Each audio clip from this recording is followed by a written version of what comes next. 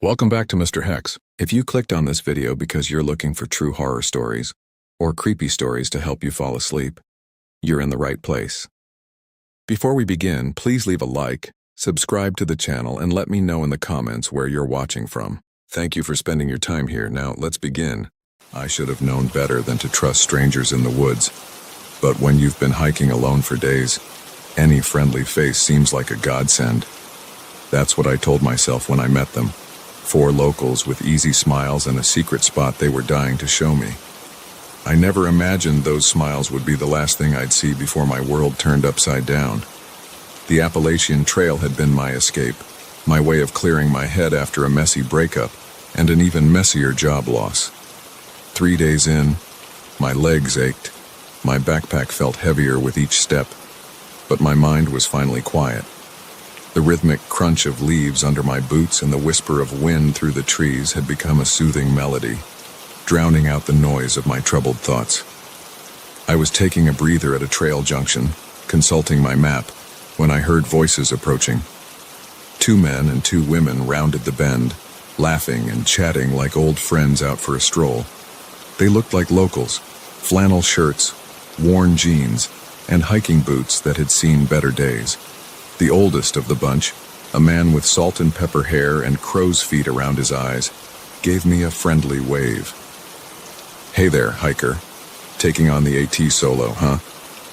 His voice was warm, with a hint of a southern drawl. I nodded, suddenly aware of how long it had been since I'd spoken to another person. Yeah, just me and the trail. The man introduced himself as Ray and made quick introductions for the others, Mike, Sarah, and Lisa. They asked about my hike, where I was from, the usual small talk. It felt nice, normal even, to chat with people again. "You know," Ray said, leaning in conspiratorially, "if you're looking for a real view, we know a spot just off the trail. Most hikers miss it, 'cause it ain't on the maps." I hesitated. Every instinct told me to stick to the marked trail, to not follow strangers into the woods. But they seemed so genuine, so eager to share their local knowledge.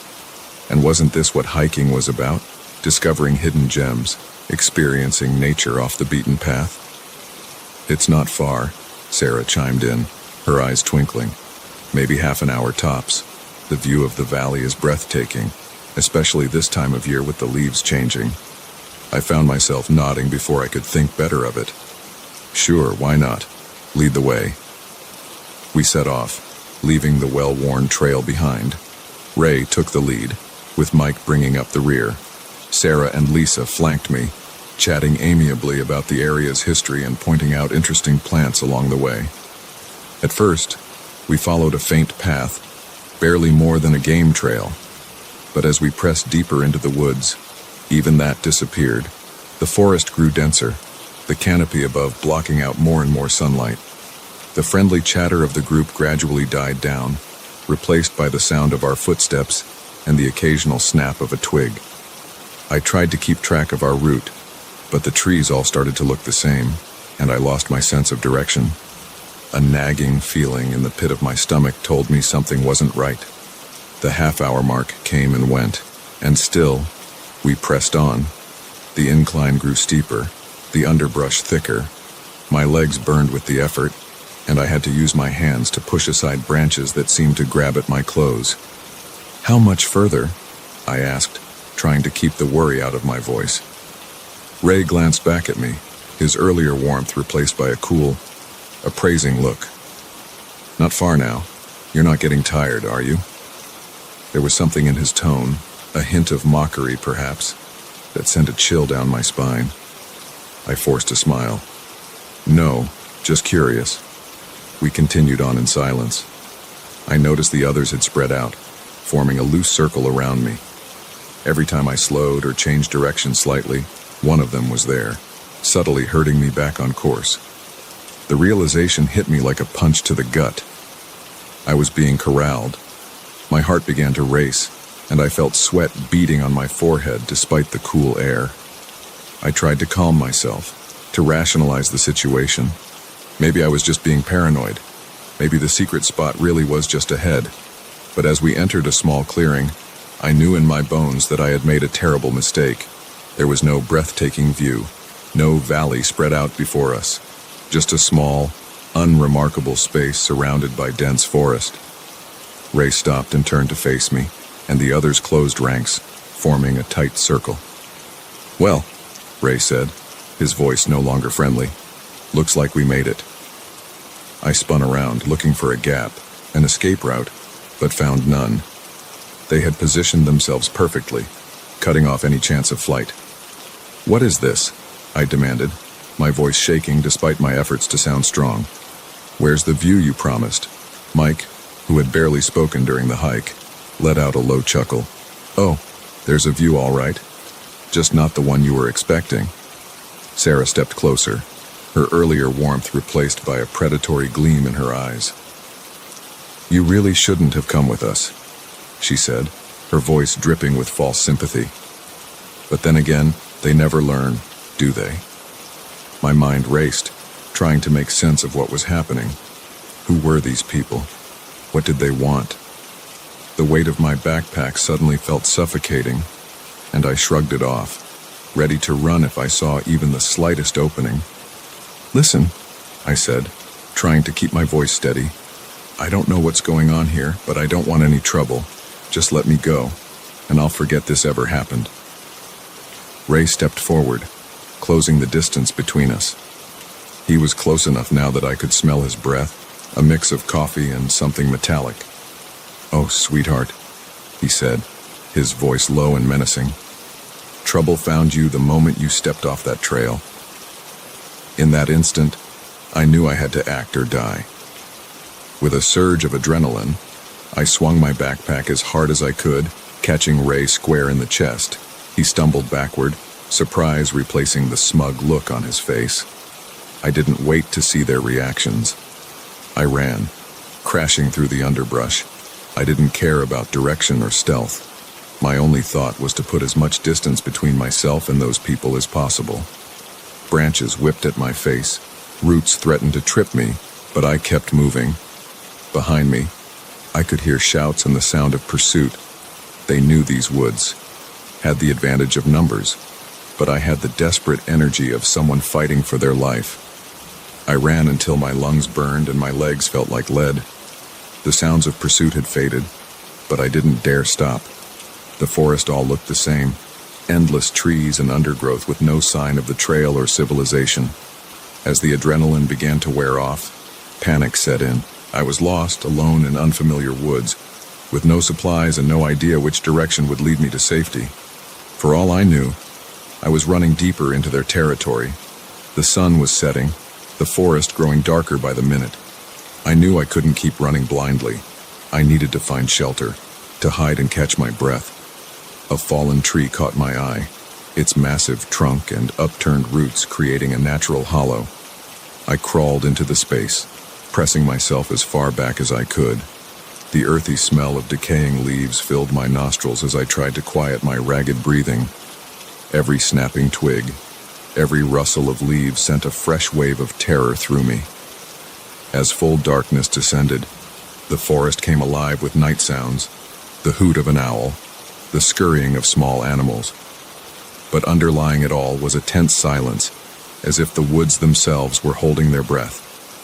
I don't know how long I huddled there, shivering from cold and fear. My mind conjured terrifying images. Ray and his group finding me, dragging me out of my hiding place. What would they do to me? Why had they lured me out here? At some point, exhaustion must have overtaken me because I jolted awake to the sound of voices, distant at first, but growing closer. I held my breath, pressing myself further into my hiding spot. She couldn't have gotten far. I heard Ray's voice, closer than I would have liked. "Fan out and keep looking. She's got to be around here somewhere." Footsteps crunched through the leaves, pausing every so often. I could hear them searching, calling out to each other as they combed the area. My heart was pounding so loudly, I was sure they would hear it. A beam of light swept over my hiding place, and I squeezed my eyes shut, willing myself to become invisible. The footsteps came closer, leaves crunching just inches from where I lay. "Hey, Ray," Mike's voice called out. "I think I found something over here." The footsteps moved away, and I allowed myself to breathe again. But I knew I couldn't stay here. It was only a matter of time before they found me. As their voices grew more distant, I steeled myself for what I had to do. I had to move. Had to find my way out of these woods before they circled back. Crawling out from my hiding spot, I oriented myself as best I could in the darkness. The moon provided just enough light to make out shapes, but not much more. I picked a direction and started moving, trying to be as quiet as possible. Every step was a terror. Every shadow seemed to hide a threat. But I pressed on, driven by the knowledge that staying still meant certain capture. I don't know how long I walked, or how far. Time lost all meaning in the dark forest, but eventually, miraculously, I saw a faint glow through the trees. Civilization. Stumbling out onto a road, I flagged down the first car I saw. The elderly couple inside looked shocked at my appearance, scratched, dirty, and wild-eyed. But they took me to the nearest police station, where I poured out my story. The police searched the area, but found no trace of Ray or the others. No evidence of the clearing where they had trapped me. It was as if they had vanished into the forest itself. I never went back to finish my hike. The Appalachian Trail. Once a source of solace, now featured prominently in my nightmares. But sometimes, on dark nights when the wind whispers through the trees, I wonder about those woods. And I shudder, knowing that somewhere out there, Ray and his group are probably looking for their next unsuspecting hiker to lead astray.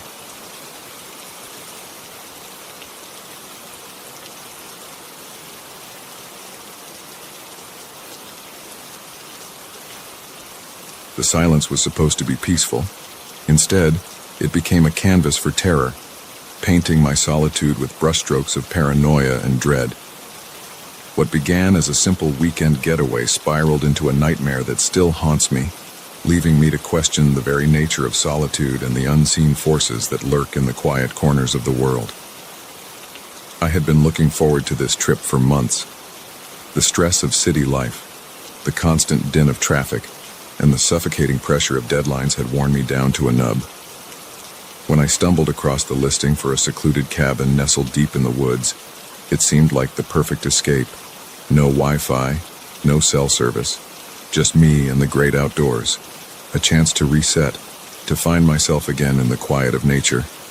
The drive up was beautiful, the road winding through dense forests and alongside babbling streams. As I turned onto the gravel driveway leading to the cabin, the trees seemed to close in around me, creating a natural tunnel that led to my weekend sanctuary. The cabin itself was charming in its rustic simplicity. A small, wooden structure with a covered porch. It looked like something out of a storybook. I parked my car, grabbed my bags, and took a deep breath of the crisp, pine-scented air. Already, I could feel the tension in my shoulders starting to ease. Inside, the cabin was cozy and well-maintained. A stone fireplace dominated one wall of the main room, with a small kitchenette tucked into the corner. The bedroom was snug, with a window that looked out into the surrounding forest. It wasn't luxurious, but it was exactly what I needed. I spent the afternoon settling in, unpacking my groceries and exploring the immediate area around the cabin. There was a small clearing out back, perfect for stargazing, and a well-worn path that led down to a creek. As the sun began to set, I built a fire in the fireplace and settled into an armchair with a book and a glass of wine. The silence was profound.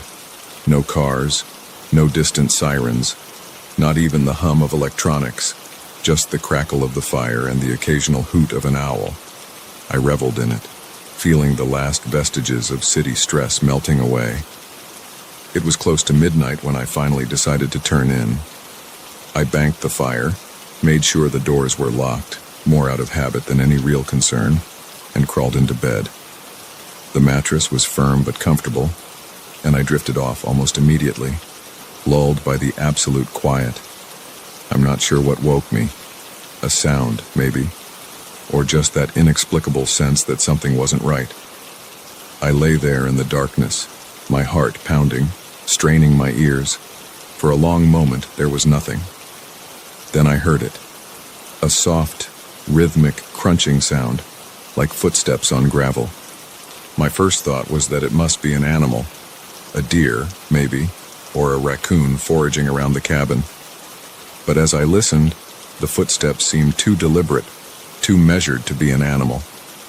They circled the cabin slowly, pausing occasionally before continuing on. I slid out of bed, my bare feet silent on the wooden floor. Moving to the window, I peered out into the darkness. The moon was nearly full, casting a pale light over the clearing, but I couldn't see anyone. The footsteps continued, now on the far side of the cabin. A chill ran down my spine.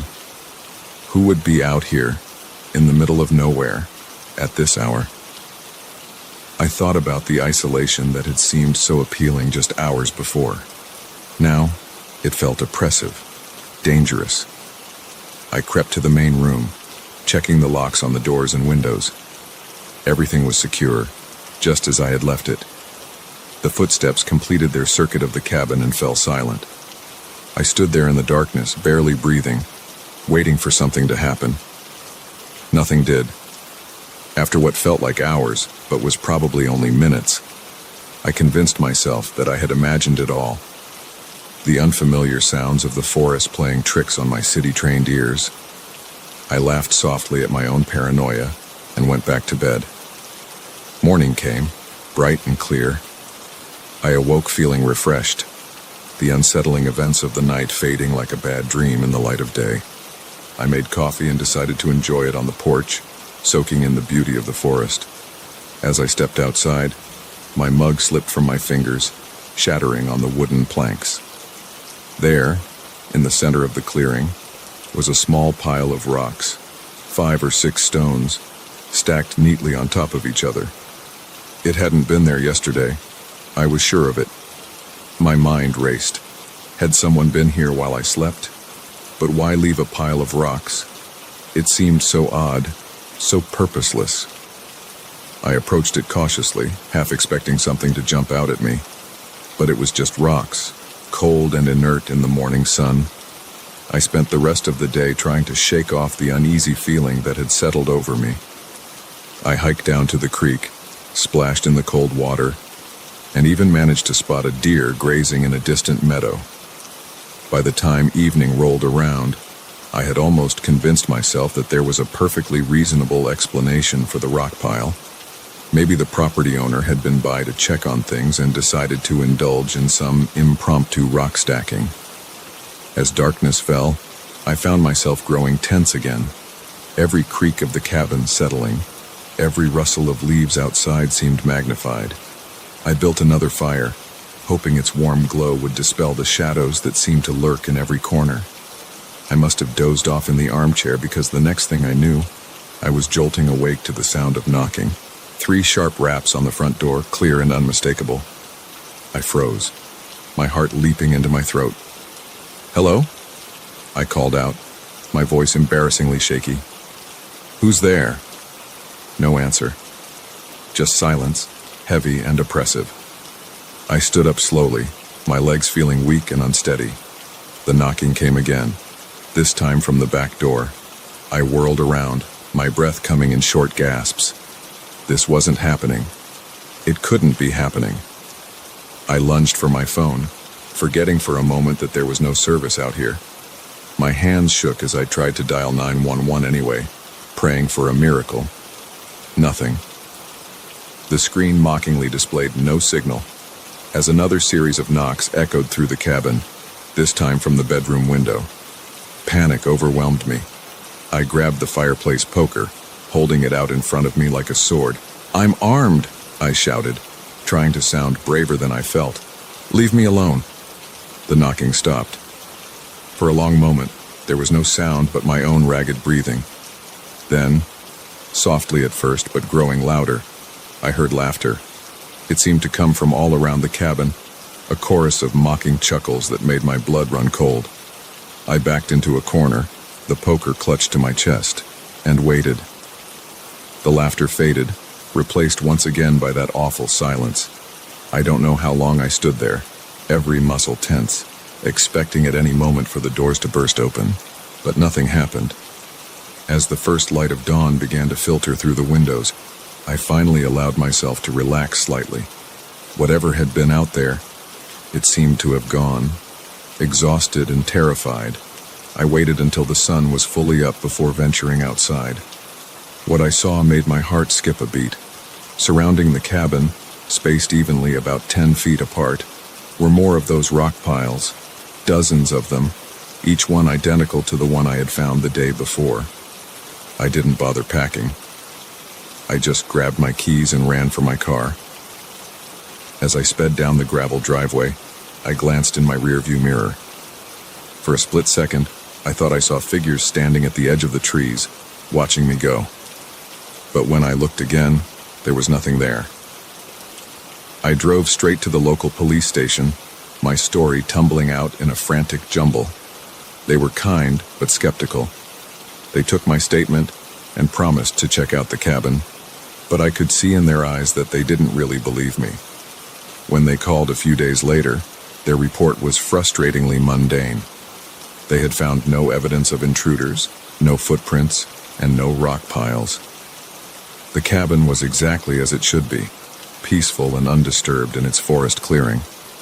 I've tried to rationalize what happened. Maybe it was stress, or an overactive imagination fueled by too many horror movies. But in my heart, I know what I experienced was real. Something was out there in those woods. Something that toyed with me for reasons I'll never understand. I've never gone back to that cabin, or any cabin for that matter. The peace and solitude I once craved now feel like an invitation to unknown terrors. Sometimes, on quiet nights, I find myself listening for footsteps, for knocking, for that mocking laughter. And I wonder, with a shiver of fear, if whatever was in those woods has followed me home. The rock piles haunt my dreams, a simple arrangement of stones that has become a symbol of an encounter I can neither fully explain nor forget. They stand as silent sentinels in my nightmares, reminding me that sometimes the most terrifying things are those that leave no trace, save for the indelible mark they leave on our psyche.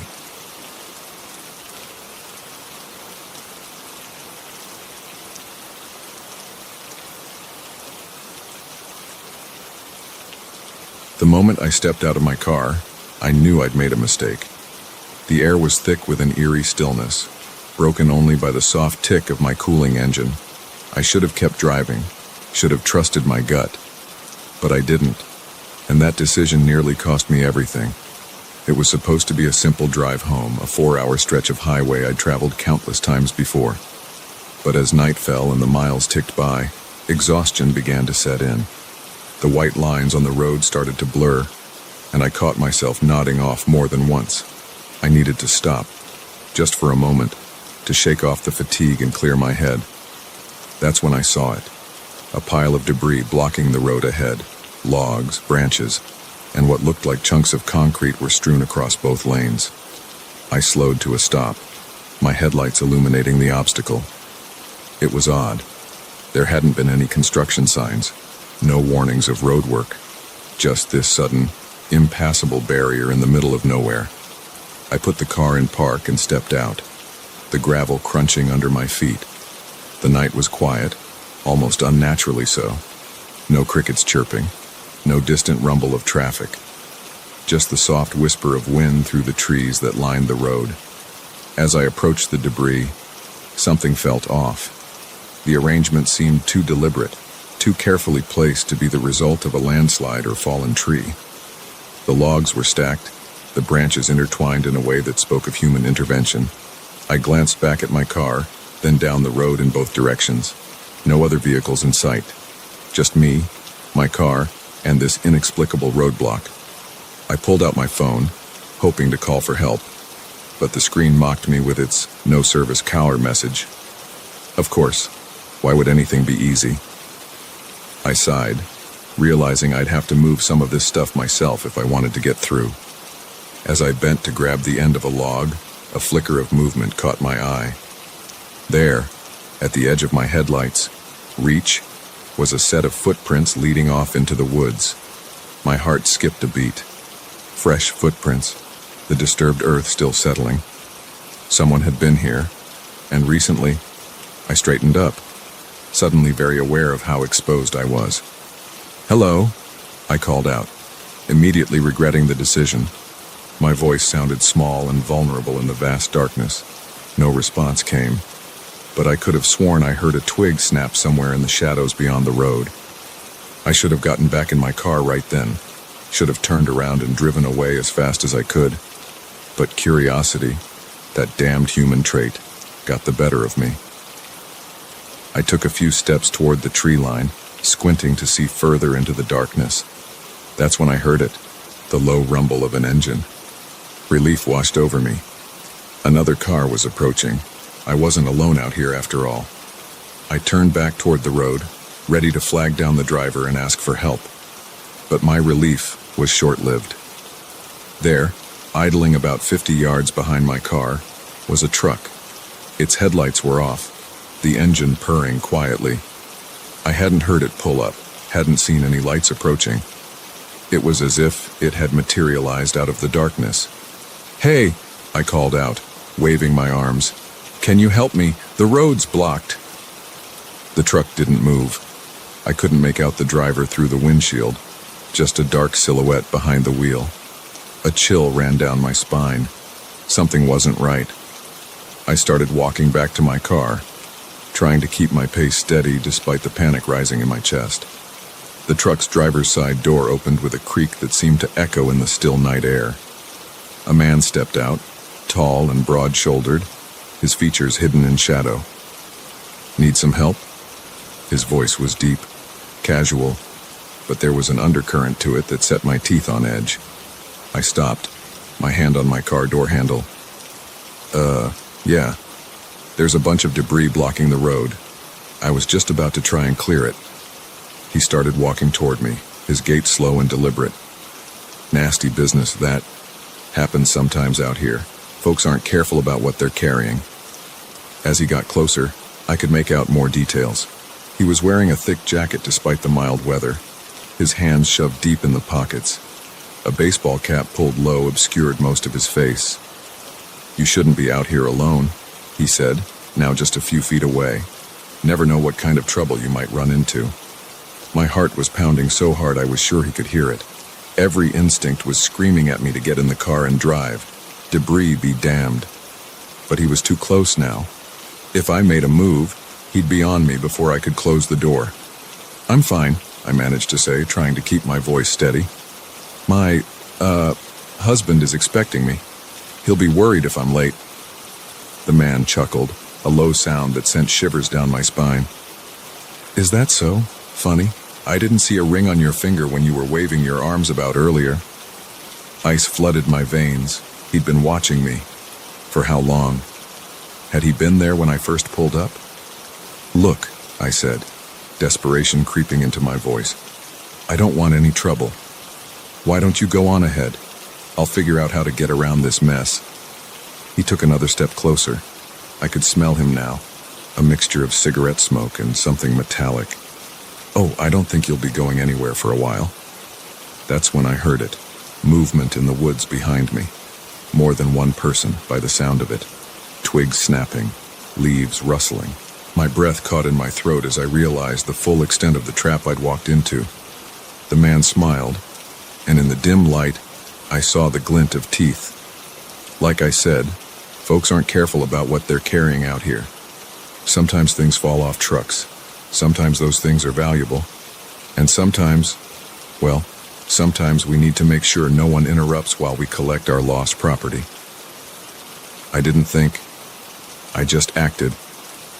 In one fluid motion, I yanked open my car door and threw myself inside. The man lunged forward, his hand grasping for my arm, but I slammed the door shut just in time. His fist pounded on the window as I fumbled with my keys, my hands shaking so badly I could barely get them into the ignition. The engine roared to life just as more men emerged from the woods. 3 of them, running toward my car with purposeful strides. I threw the car into reverse, tires squealing as I backed up. The man who had spoken to me dove out of the way, rolling across the asphalt. I spun the wheel, the car fishtailing as I turned it around. In my rearview mirror, I saw the men running back to the truck, the engine gunned to life, headlights flaring in the darkness. I didn't hesitate. I slammed on the gas, my car lurching forward. The debris loomed ahead, but I didn't slow down. I aimed for the section that looked least dense and prayed. The impact was jarring. My teeth rattled as the car bounced and scraped over the logs and branches. Something cracked underneath. Probably my oil pan, a distant part of my mind supplied. But the car kept moving. I was through. The road ahead was clear, and I pushed the gas pedal to the floor. The truck was behind me now, its headlights growing larger in my mirror. They were gaining on me. My damaged car no match for their truck on this straight stretch of highway. Panic threatened to overwhelm me, but I forced it down. I needed to think, needed to find a way out of this nightmare. Up ahead, I saw a turnoff, a narrow road that disappeared into the woods. It was risky. I had no idea where it led. But staying on the main road wasn't an option. I waited until the last second, then wrenched the wheel to the right. My car skidded, tires screeching as I made the turn. The truck blew past the turnoff, unable to slow down in time. I had bought myself a few precious seconds. The road was rough, more dirt than pavement. My car rattled and shook, but I didn't dare slow down. Trees whipped past on either side, branches scraping against the windows. I drove blindly, taking turns at random, praying I was putting distance between myself and my pursuers. After what felt like hours, but was probably only minutes, I saw lights ahead. A gas station, its fluorescent glow a beacon of hope in the darkness. I screeched into the parking lot, horn blaring, and threw myself out of the car. The attendant looked startled as I burst through the door, wild-eyed and babbling about men chasing me. He called the police while I huddled behind the counter, jumping at every sound. When the cops arrived, they found no sign of the truck or the men. They drove me back to the scene, but the debris was gone, the road clear as if nothing had ever happened. They were sympathetic but skeptical. No evidence, no crime. I sold my car soon after that night. Couldn't stand to look at it, with its dents and scrapes reminding me of how close I'd come to. I don't even know what. I don't drive that road anymore. Don't drive much at all if I can help it. Sometimes, when I close my eyes, I can still see that man smile, still hear the sound of footsteps in the woods, and I wonder, with a shudder, how many others have fallen for that trap on that lonely stretch of road. How many weren't as lucky as I was. So if you're driving late at night and you come across a blocked road in the middle of nowhere, don't stop. Don't get out of your car. Just turn around and drive away as fast as you can, because you never know who might be waiting in the darkness, ready to spring a trap you may not escape.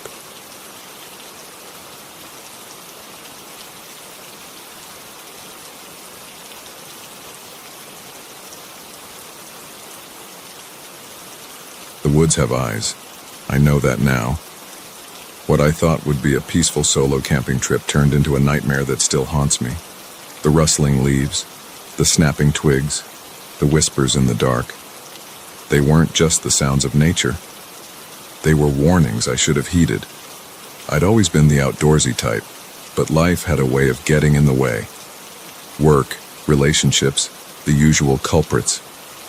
When everything fell apart, lost my job, broke up with my long-term girlfriend, I decided it was time to reconnect with nature, clear my head, find myself again. All that cliché stuff you hear about in self-help books. I chose a spot deep in the national forest, miles from the nearest town, the kind of place where you can really feel alone with your thoughts.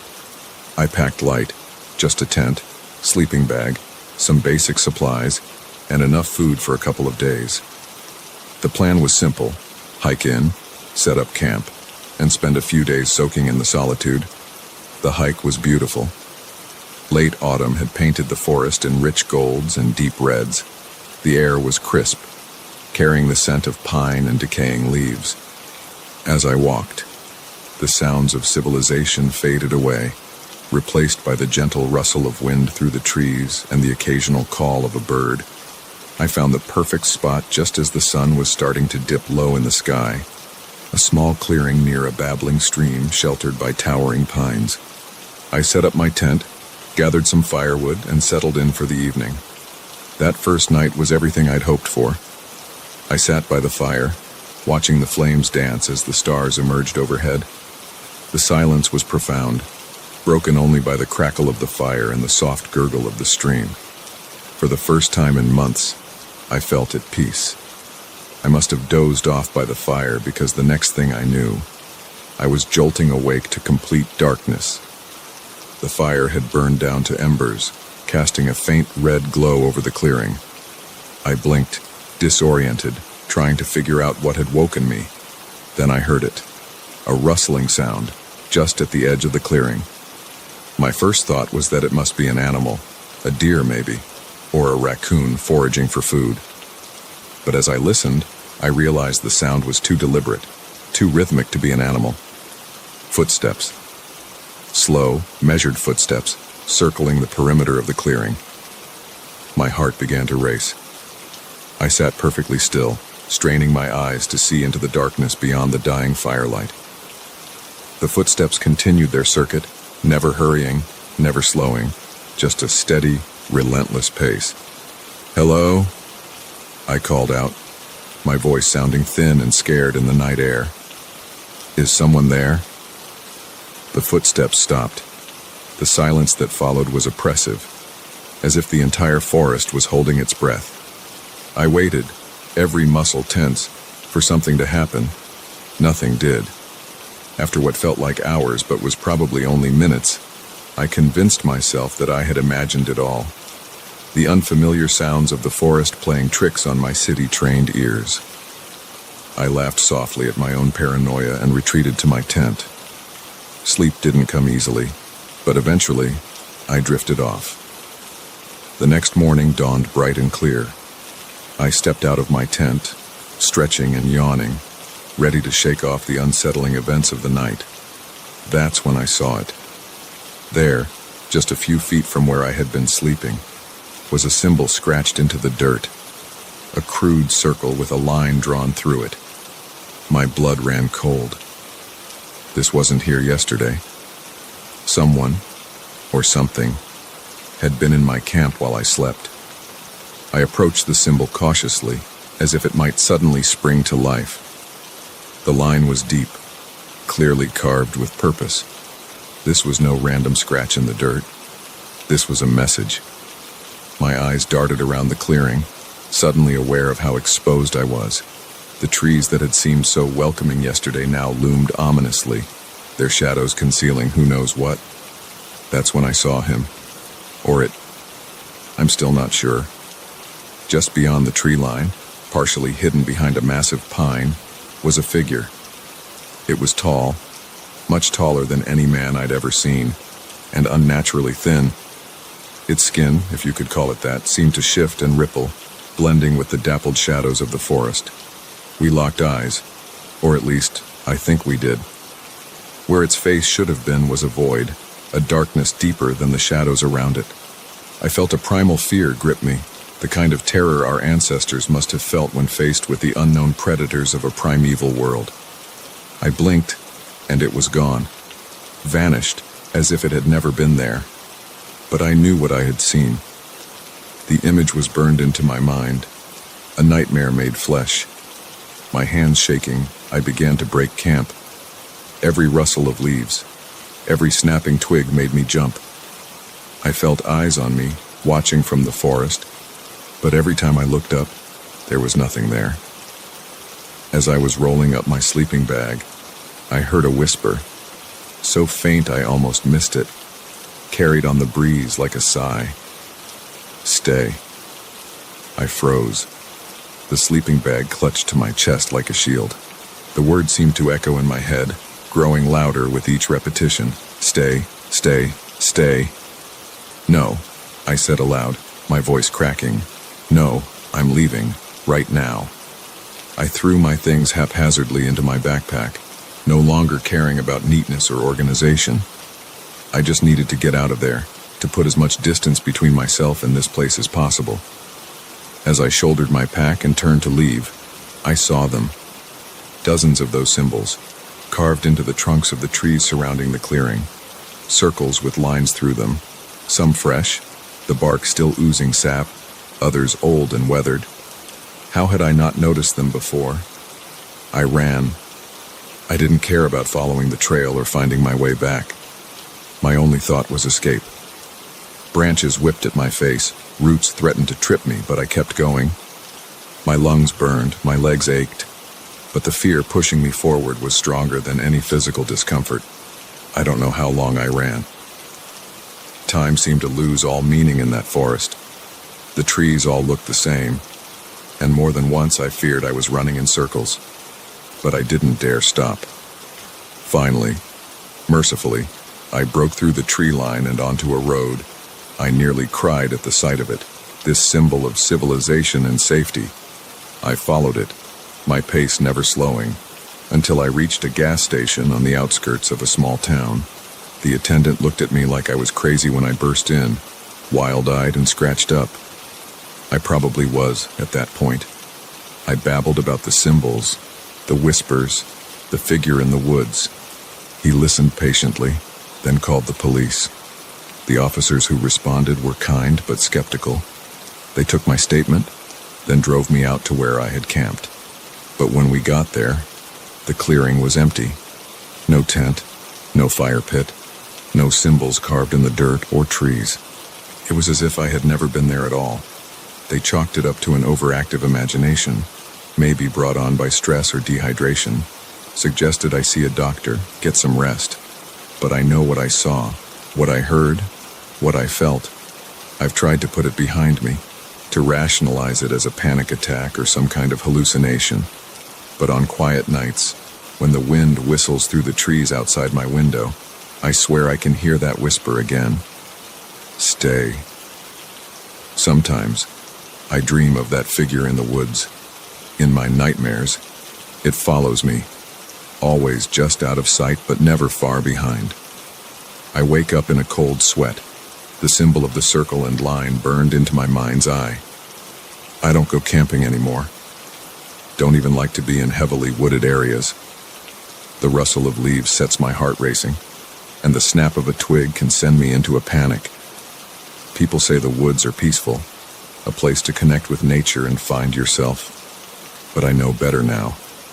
I know that sometimes the woods are watching, waiting, and if you're not careful, they might decide to keep you. That symbol haunts me still. I see it everywhere, in the grain of wood, in the cracks on the sidewalk, in the steam rising from my coffee. A circle with a line through it, so simple, yet so terrifying in its implications. What did it mean? Why was it there? And why do I feel deep in my bones that it wasn't a warning but an invitation? I don't have answers to these questions, and part of me hopes I never will. But I know one thing for certain. The next time I hear a whisper in the woods, I won't stick around to find out what it's saying. Some mysteries are better left unsolved, some invitations better left unanswered, especially when they come from the dark heart of the forest, where ancient things still lurk in the shadows, waiting for the unwary to wander too far from the path.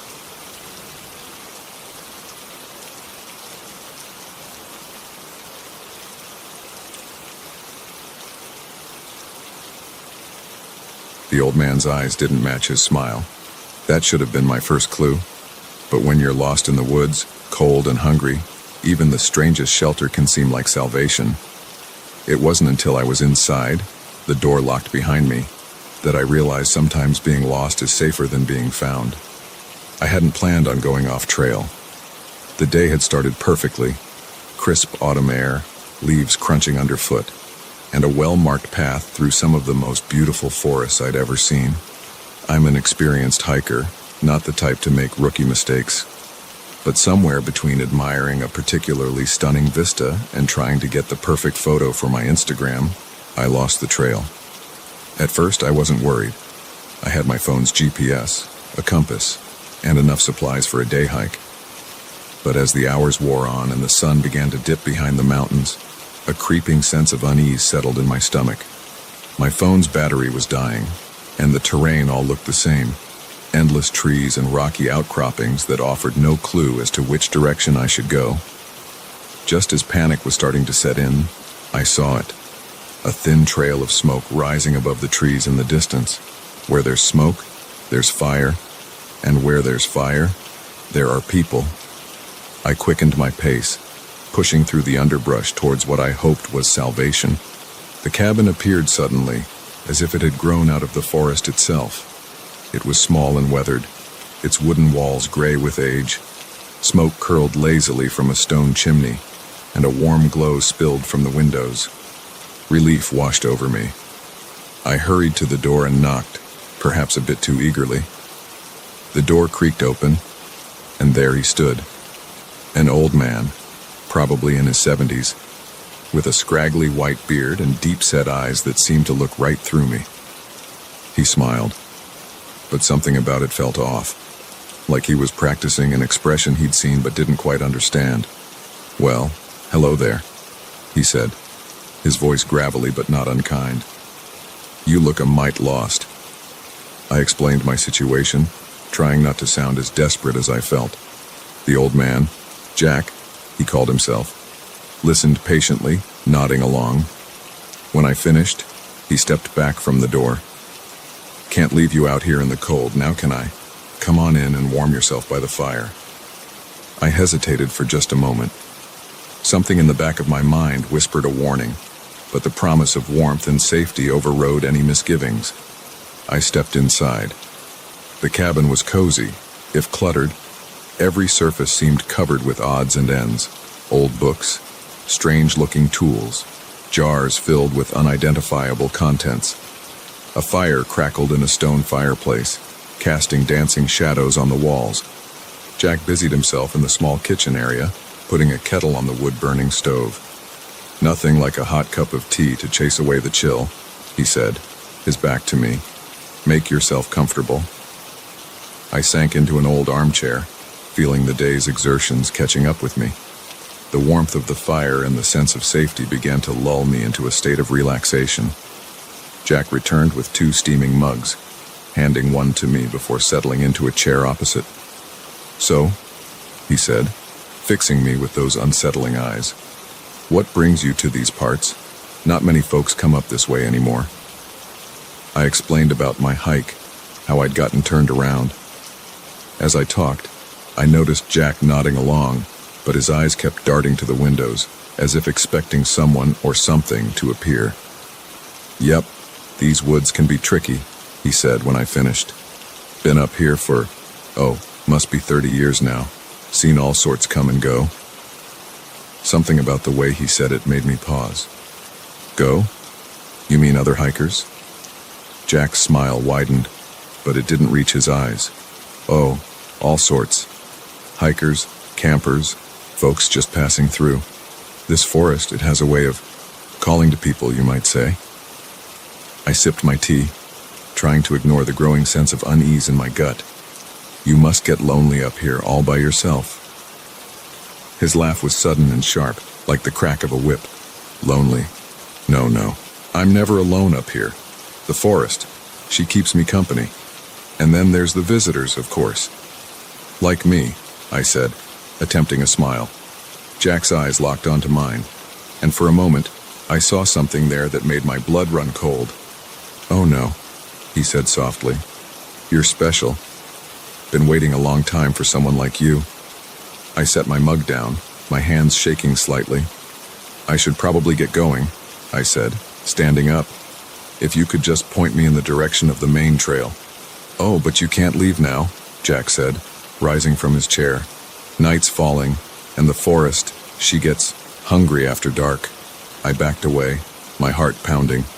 "I'll take my chances. Thank you for the tea, but I really need to go." I turned towards the door, but Jack was there before I could blink, far quicker than a man his age should be able to move. He stood between me and the exit, that unnatural smile still plastered on his face. "I'm afraid I can't let you do that," he said, his voice low and dangerous. "You see, I made a deal a long time ago. The forest, she provides for me, keeps me safe. But in return, she needs to be fed. And you, my dear, you're the finest meal she's had in years. I looked around frantically, searching for another way out. The windows were small, too small to climb through. There was a back door, but Jack stood between me and it. My eyes fell on a heavy poker by the fireplace. "What are you talking about?" I asked, trying to keep my voice steady as I inched towards the fireplace. "What deal? Who are you really?" Jack's smile faded, replaced by a look of almost childlike confusion. "Who am I? I'm Jack. I've always been Jack, haven't I?" For a moment, he looked lost, uncertain. But then his eyes cleared, and that terrible smile returned. "It doesn't matter who I am. What matters is that you're here, and the forest is waiting." I lunged for the poker, grabbing it and swinging it in front of me like a sword. "Stay back," I shouted. "I don't want to hurt you, but I will if I have to." Jack didn't seem fazed by the threat. He took a step forward, his movements jerky and unnatural, like a puppet on strings. "You don't understand," he said, his voice taking on a strange, echoing quality. "You can't leave. No one ever leaves." I swung the poker, catching him on the shoulder. He stumbled back, but there was no cry of pain, no reaction at all. He just kept coming, that terrible smile still fixed on his face. I ran for the back door, fumbling with the lock. I could hear Jack behind me, his breathing ragged and uneven. The door finally gave way, and I burst out into the gathering darkness. The forest seemed different now. The trees loomed larger, their branches reaching out like grasping hands. The wind whispered through the leaves, and I could have sworn I heard my name. I ran blindly, not caring about direction, just needing to put distance between myself and that cabin, between myself and Jack. Branches whipped at my face. Roots seemed to reach up to trip me, but I kept going. I don't know how long I ran. It could have been minutes or hours. The forest blurred around me, and more than once I thought I saw shapes moving in the shadows, always just at the edge of my vision. Finally, my legs gave out, and I collapsed to the ground, gasping for breath. As I lay there, trying to get my bearings, I heard it. Footsteps. Slow, deliberate footsteps crunching through the leaves. I looked up, and there was Jack, standing just a few feet away. He looked different now. His skin seemed to ripple and shift, blending with the shadows around him. His eyes glowed faintly in the darkness. "You can't run from the forest," he said, his voice no longer his own. It was deeper, older, filled with the rustle of leaves and the creak of ancient trees. "She's in your blood now. She's tasted you, and she won't let you go." I scrambled to my feet, ready to run again, but I found I couldn't move. The ground seemed to shift beneath me, roots curling around my ankles, holding me in place. Jack, or whatever he had become, reached out a hand. "Don't fight it," he said. "Become part of the forest, like I did, all those years ago. It's not so bad, once you get used to it." As his hand touched my shoulder, I felt a strange sensation, like sap flowing through my veins. The forest around me seemed to come alive, every tree, every leaf pulsing with an ancient, hungry energy. I wanted to scream, to fight, to run. But as the forest's will seeped into me, I found I didn't want to anymore. Why had I been so afraid? This was where I belonged. This was home. The last thing I remember is Jack's smile, no longer unnatural, but welcoming. A smile I now understood, and as the forest embraced me, I smiled back. Sometimes, when hikers pass through our woods, I see confusion in their eyes. They look at me, this old man in his cabin, and something tells them they should be afraid. But I just smile and invite them in for tea. After all, the forest is always hungry, and I made a deal a long time ago.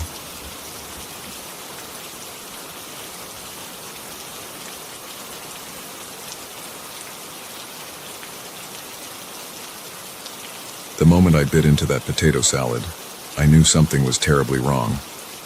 It wasn't just the unexpected taste of meat where there shouldn't have been any. It was the way my neighbors watched me, their eyes gleaming with an intensity that made my skin crawl. I should have trusted my instincts and left right then, but I didn't, and that decision nearly cost me everything. I'd moved into the neighborhood about 6 months ago, seeking a quiet place to recharge after a messy divorce. The streets were tree-lined, the houses well-maintained, and the neighbors seemed friendly enough. They'd wave as I walked by or offer a quick hello when we crossed paths at the local shops. But there was always something off about their smiles. Too wide, too fixed, as if they were wearing masks they couldn't quite control. I'd managed to keep to myself for the most part, politely declining invitations to book clubs and neighborhood watch meetings. But when Sarah, the unofficial ringleader of the block, knocked on my door with an invitation to the annual potluck, I found myself saying yes before I could think better of it. "Oh, wonderful," she'd exclaimed, her smile stretching just a bit too far. "We've all been so looking forward to getting to know you better. Don't forget to bring a dish." The day of the potluck arrived, and I found myself standing in Sarah's backyard, clutching a bowl of hastily made pasta salad. Long tables groaned under the weight of countless dishes, and the air was filled with the buzz of conversation and the clinking of cutlery. I hovered at the edge of the gathering, feeling out of place. The other neighbors moved around with an easy familiarity, laughing and chatting as they filled their plates. I recognized a few faces. Bob from 2 doors down, the elderly couple from across the street, the young family from the corner house. They all seemed so normal. Maybe I'd been too hasty in my judgment. Maybe this was exactly what I needed to feel more at home in the neighborhood. Deciding to make an effort, I approached the food tables. That's when I noticed something odd. Almost every dish seemed to contain meat, and not just in the ways you'd expect at a barbecue. There was meat in the coleslaw, meat chunks floating in what looked like Jell-O, even what appeared to be a meat-based fruit pie. My vegetarian pasta salad stood out like a sore thumb. "Try the potato salad," a voice said beside me, making me jump. It was Sarah, her ever-present smile fixed firmly in place. "It's my grandmother's recipe, a real neighborhood favorite." Not wanting to be rude, I spooned a small amount onto my plate. The potato salad looked normal enough, creamy white with flecks of herbs. But as I took a bite, my taste buds rebelled. Hidden among the potatoes were chunks of something meaty, with a texture I couldn't quite place.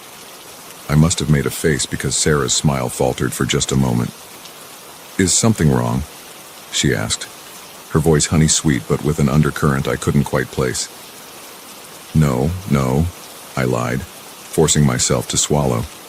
"It's interesting. I just wasn't expecting meat in the potato salad."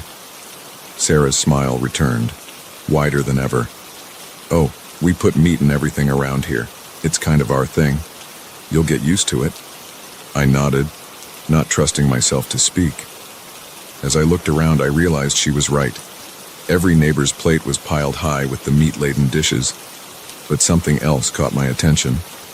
While they all seemed to be eating enthusiastically, making appreciative noises and going back for seconds, I didn't actually see anyone swallow.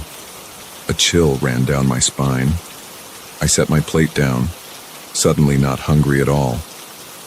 "I think I need some water," I mumbled, heading towards the drinks table. As I walked, I felt eyes on me. Glancing back, I saw several neighbors watching me intently. Their gazes followed my every move, and their smiles seemed to have taken on a predatory edge. At the drinks table, I poured myself a glass of water with shaking hands. As I raised it to my lips, I caught sight of my reflection in the pitcher. For a moment, just a moment, I thought I saw something else reflected there. Not the faces of my smiling neighbors, but something twisted, inhuman. I dropped the glass, water splashing across my shoes. The conversation around me stuttered to a halt, and I felt every eye in the yard turn towards me. "Is everything all right, dear?" Sarah's voice came from right behind me, making me jump. She placed a hand on my shoulder, and it took every ounce of self-control not to flinch away. Her touch felt wrong, somehow. Too cold, too firm. I'm not feeling well, I managed to stammer out. I think I should go home. Sarah's grip on my shoulder tightened. Oh, but you can't leave now. The party's just getting started, and you haven't even tried the main course yet. I turned to face her, and what I saw made my blood run cold. Sarah's smile had grown impossibly wide, stretching from ear to ear, and her eyes were completely black, like empty voids in her face. I jerked away from her, my heart pounding in my chest. As I looked around wildly, I saw that all my neighbors had undergone a similar transformation. Their faces were distorted, their smiles too wide, their eyes dark and hungry. "What's going on?" I demanded, my voice shaking. "What are you people?" Bob from 2 doors down stepped forward. When he spoke, his voice was a low growl that seemed to come from somewhere deep in his chest. "We're just your friendly neighborhood welcoming committee, and you, my dear, are the guest of honor." I didn't wait to hear more. I turned and ran, pushing past grasping hands and ignoring the chorus of inhuman voices calling for me to stay. I sprinted across the yard, vaulted over the fence, and didn't stop running until I reached my house. I slammed the door behind me, locking it and sliding the chain into place. My hands were shaking so badly I could barely manage it. Through the window I could see figures moving on the street, my neighbors walking with an unnatural, jerky gait, all heading in my direction. I ran upstairs, grabbing my phone to call the police, but when I dialed 911, all I got was a busy signal. I tried again and again, each time met with the same result. A knock at the door made me jump. "Come out, dear," Sarah's voice called, sickly sweet. "We just want to welcome you properly to the neighborhood. It won't hurt much." I looked around frantically, searching for a way out. The window. I could climb out onto the roof and maybe make it to my car. But as I approached the window, I saw more neighbors in my backyard, their distorted faces turned up towards me, waiting. I was trapped. The knocking at the door grew louder, more insistent. I could hear wood splintering as they began to force their way in. In desperation, I barricaded myself in the bathroom, pushing the heavy vanity in front of the door. I sat on the edge of the tub, my mind racing. This couldn't be happening. Things like this didn't happen in real life. Any moment now, I'd wake up and realize this was all just a terrible nightmare. But the sounds of my neighbors forcing their way into my house were all too real. I could hear them moving through the rooms downstairs, calling out to me in sing-song voices that didn't even try to sound human anymore. As I sat there, trembling, my eyes fell on the small window above the toilet. It was tiny, probably too small for me to fit through, but it was my only chance. I had just started to pry it open when the bathroom door shuddered under a heavy impact. Wood cracked, and I saw fingers, unnaturally long and tipped with sharp claws, curl around the edge of the door. "Here's Johnny," Bob's voice called out, followed by a chorus of inhuman laughter. In a panic, I squeezed myself through the window, scraping my sides raw in the process. I tumbled onto the roof, rolling dangerously close to the edge before I managed to stop myself. Below me, the yard was full of my neighbors, all looking up at me with those horrible, too wide smiles. But they seemed unwilling or unable to climb up after me. I shuffled along the roof, making my way to the large oak tree that overhung my driveway. With a silent prayer, I leapt, catching a branch and swinging myself down to land heavily on the hood of my car. I didn't hesitate. I jumped into the driver's seat, thanking whatever deity might be listening that I'd left my keys in the car. The engine roared to life and I peeled out of the driveway, sideswiping Bob as he lunged at the car. In my rearview mirror, I could see my neighbors gathered in the street, watching me drive away. They didn't chase, didn't try to follow. They just stood there, smiling those impossible smiles, as if they knew something I didn't. I drove all night, putting as much distance between myself and that neighborhood as I could. I never went back, never reported what happened. Who would believe me? Sometimes, late at night, I still dream of those smiles, of meat where it shouldn't be, of neighbors who aren't quite human, and I wonder how many other neighborhoods out there are just like mine. How many unsuspecting people are sitting down to potlucks, not realizing they're the main course. So, if you ever move to a new neighborhood and get invited to a potluck, pay attention to what's on the menu, and if everything seems to have meat in it, even the things that shouldn't, run, and don't look back.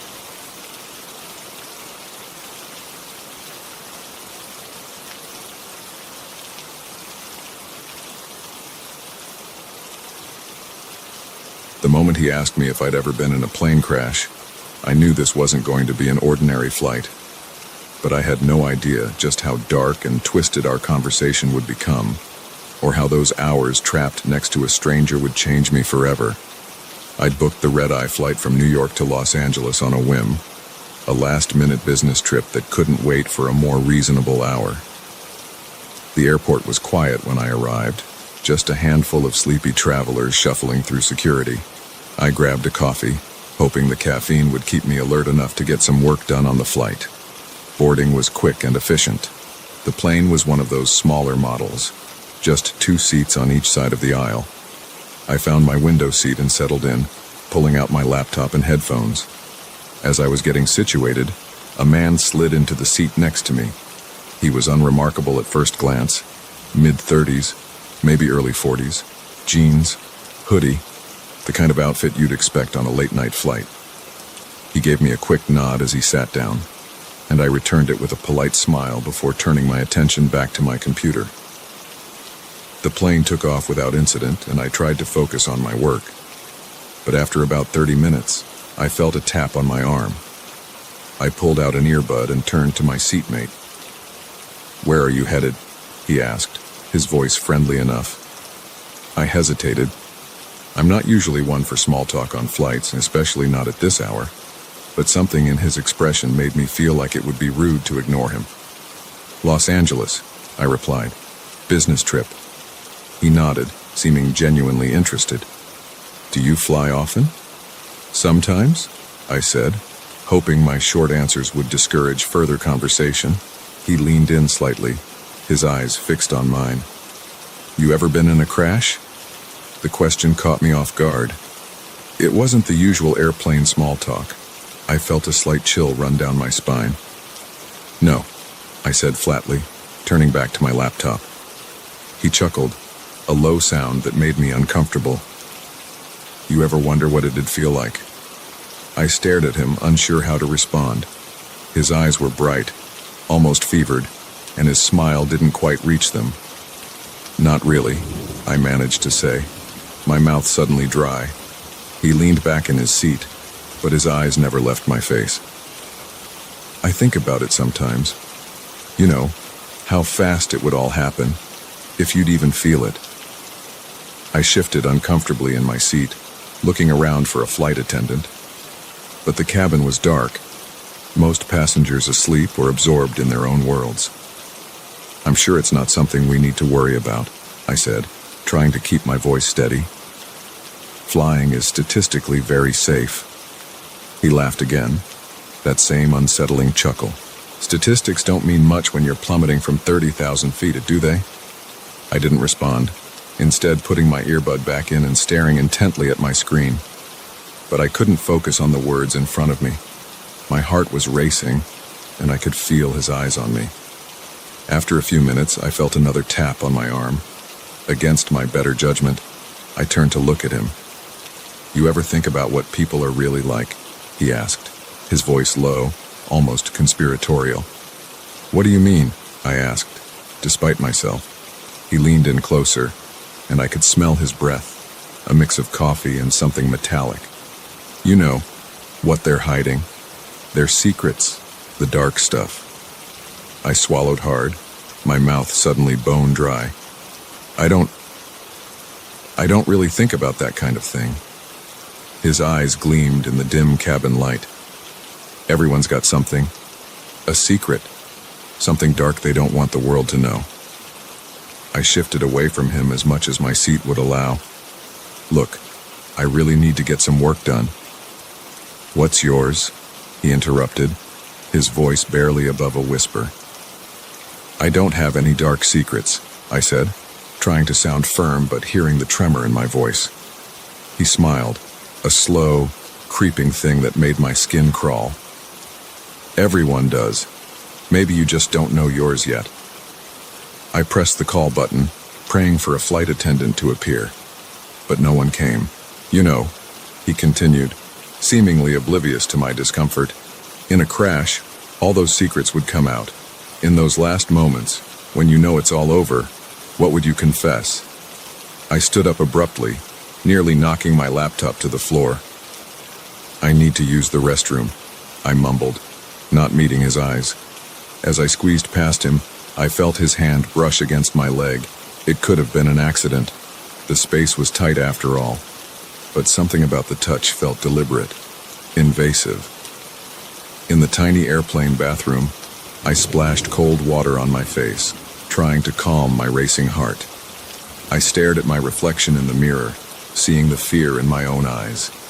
This was ridiculous. He was just a weird guy making inappropriate conversation. Nothing to be afraid of. But as I opened the door to return to my seat, I saw him watching me. His eyes followed my every move as I walked down the aisle, and that smile, that terrible, knowing smile, was still plastered on his face. I sat down, immediately putting my earbuds in and turning up the volume on my music. I didn't look at him, didn't acknowledge him, but I could feel his presence next to me, oppressive and unsettling. After what felt like hours but was probably only minutes, I felt another tap on my arm. I ignored it. He tapped again, harder this time. I kept my eyes fixed straight ahead. Then I felt his breath on my ear as he leaned in close. "You can't ignore me forever," he whispered. "We're stuck here together, you and me. Might as well make the most of it." I jerked away, finally turning to face him. "Please," I said, my voice shaking. "I don't want to talk. I just want to be left alone." His smile widened. "But we were having such an interesting conversation. Don't you want to know what my dark secret is?" I shook my head, feeling panic rising in my chest. "No, I really don't."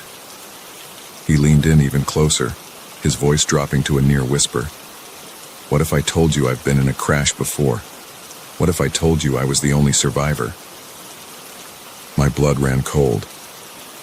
I looked into his eyes, searching for some sign that he was joking, that this was all some sick game.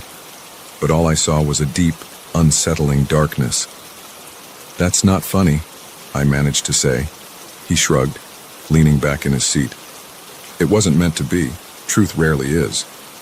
I stood up again, this time determined to find a flight attendant, to beg for a seat change if necessary. But as I turned to the aisle, the plane lurched violently. The seatbelt sign dinged on, and a voice came over the intercom asking all passengers to return to their seats immediately. I fell back into my seat, my hands shaking as I fumbled with the seatbelt. The plane shuddered again, and I heard the distinct sound of the engines changing pitch. Next to me, the man started to laugh. It was a wild, unhinged sound that sent shivers down my spine. "Here we go," he said, his eyes wide with something that looked disturbingly like excitement. "Time to face those secrets, time to see what we're really made of." The plane dropped suddenly, and screams erupted throughout the cabin. Oxygen masks dropped from the ceiling, and the scene devolved into chaos. As I reached for my mask with trembling hands, I felt his grip on my arm. I turned to look at him one last time, and what I saw will haunt me for the rest of my days. His face was transformed, alight with a manic glee that was terrifying to behold. "Tell me," he shouted over the roar of the failing engines and the screams of the other passengers. "What's your darkest secret? What will you take to your grave?" In that moment, as the plane plummeted and my life flashed before my eyes, I realized something. I did have a secret, a darkness I'd buried so deep I'd almost forgotten it existed. And as I looked into the crazed eyes of the stranger next to me, I felt that darkness rise to the surface. I began, but my words were cut off by another violent lurch of the plane. The last thing I remember is his laughter, rising above the chaos, as the world around us disintegrated into fire and twisted metal. I woke up in a hospital bed 3 days later, one of only a handful of survivors. They told me I was lucky, that it was a miracle I'd made it out alive. But as I lay there, replaying those final moments in my mind, I couldn't shake the feeling that luck had nothing to do with it. The man next to me hadn't survived. They never found his body. Sometimes I wonder if he was ever really there at all, or if he was some sort of manifestation of my own buried darkness. But in my darkest moments, when I close my eyes and hear the screech of tearing metal, I can still see his face, still hear his laugh. And I wonder, what was his secret? And more importantly, what was mine?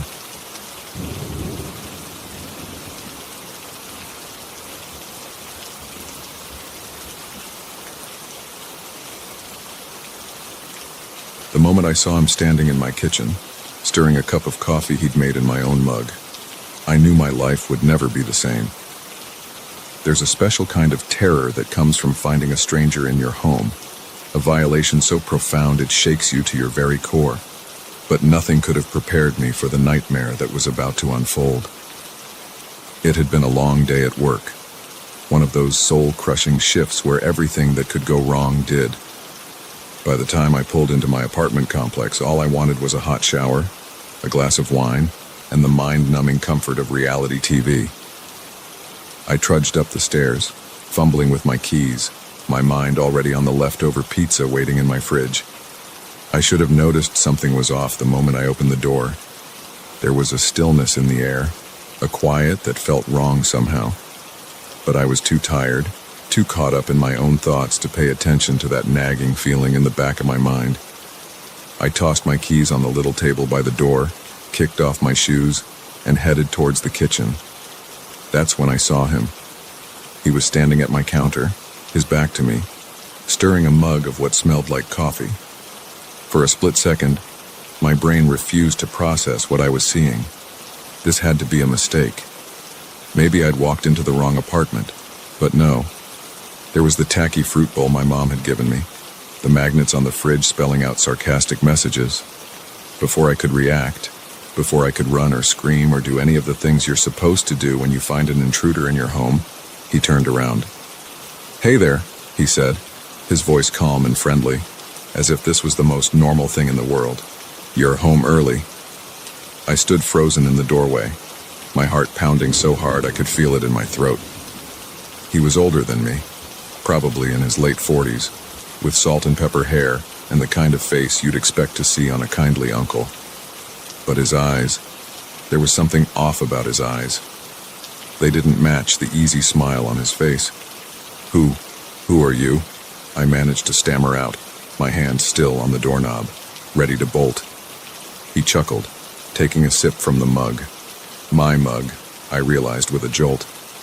"I could ask you the same thing," he said. "But I won't. I already know." A chill ran down my spine. "What do you mean, you know? This is my apartment. You shouldn't be here." He set the mug down, his movements deliberate and unhurried. "Is it, though? Are you sure about that?" I felt like I was in some kind of twisted dream. Nothing made sense. "Of course I'm sure," I said, my voice rising. "I've lived here for 3 years. You need to leave. Now." His smile never wavered, but something changed in his eyes. A hardness, a glint of something dangerous. 3 years, huh? That's cute." My hand was shaking on the doorknob. I needed to run, to get out of there and call the police, but my feet felt rooted to the spot. "Look," I said, trying to keep my voice steady. "I don't know who you are or how you got in here, but you need to go. I'm calling the police." I reached for my phone, but he was faster. In 2 quick strides, he crossed the kitchen and was standing in front of me. I hadn't realized how tall he was until that moment, how he seemed to loom over me. "You're not calling anyone," he said, his voice low and menacing. "We're going to have a little chat, you and me." about who really belongs here. I backed away, my heart racing. "Please," I said, hating how weak my voice sounded. "Just take whatever you want and go. I won't call the cops, I swear." He laughed, a sound that sent shivers down my spine. "Oh, sweetheart, I'm not here to rob you. I'm here to reclaim what's mine." I turned to run, but he caught my arm in a grip like iron. "Not so fast," he growled. "We're not done here." I struggled against his hold, panic rising in my chest.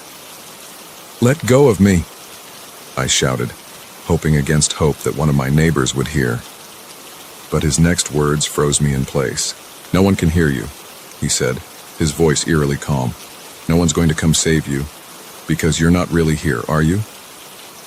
I stared at him, confusion mixing with fear. "What are you talking about?" He pulled me closer, his face inches from mine. I could smell coffee on his breath, mixed with something metallic. "This apartment, this life you think you've been living for 3 years, it's not real. None of it is real." I shook my head, trying to make sense of his words. "You're crazy," I said. "Of course this is real. I have memories. I have implanted," he cut me off. "All of it. Memories, feelings, this whole identity you've created. But it's time to wake up now. Time to remember who you really are." A wave of dizziness washed over me.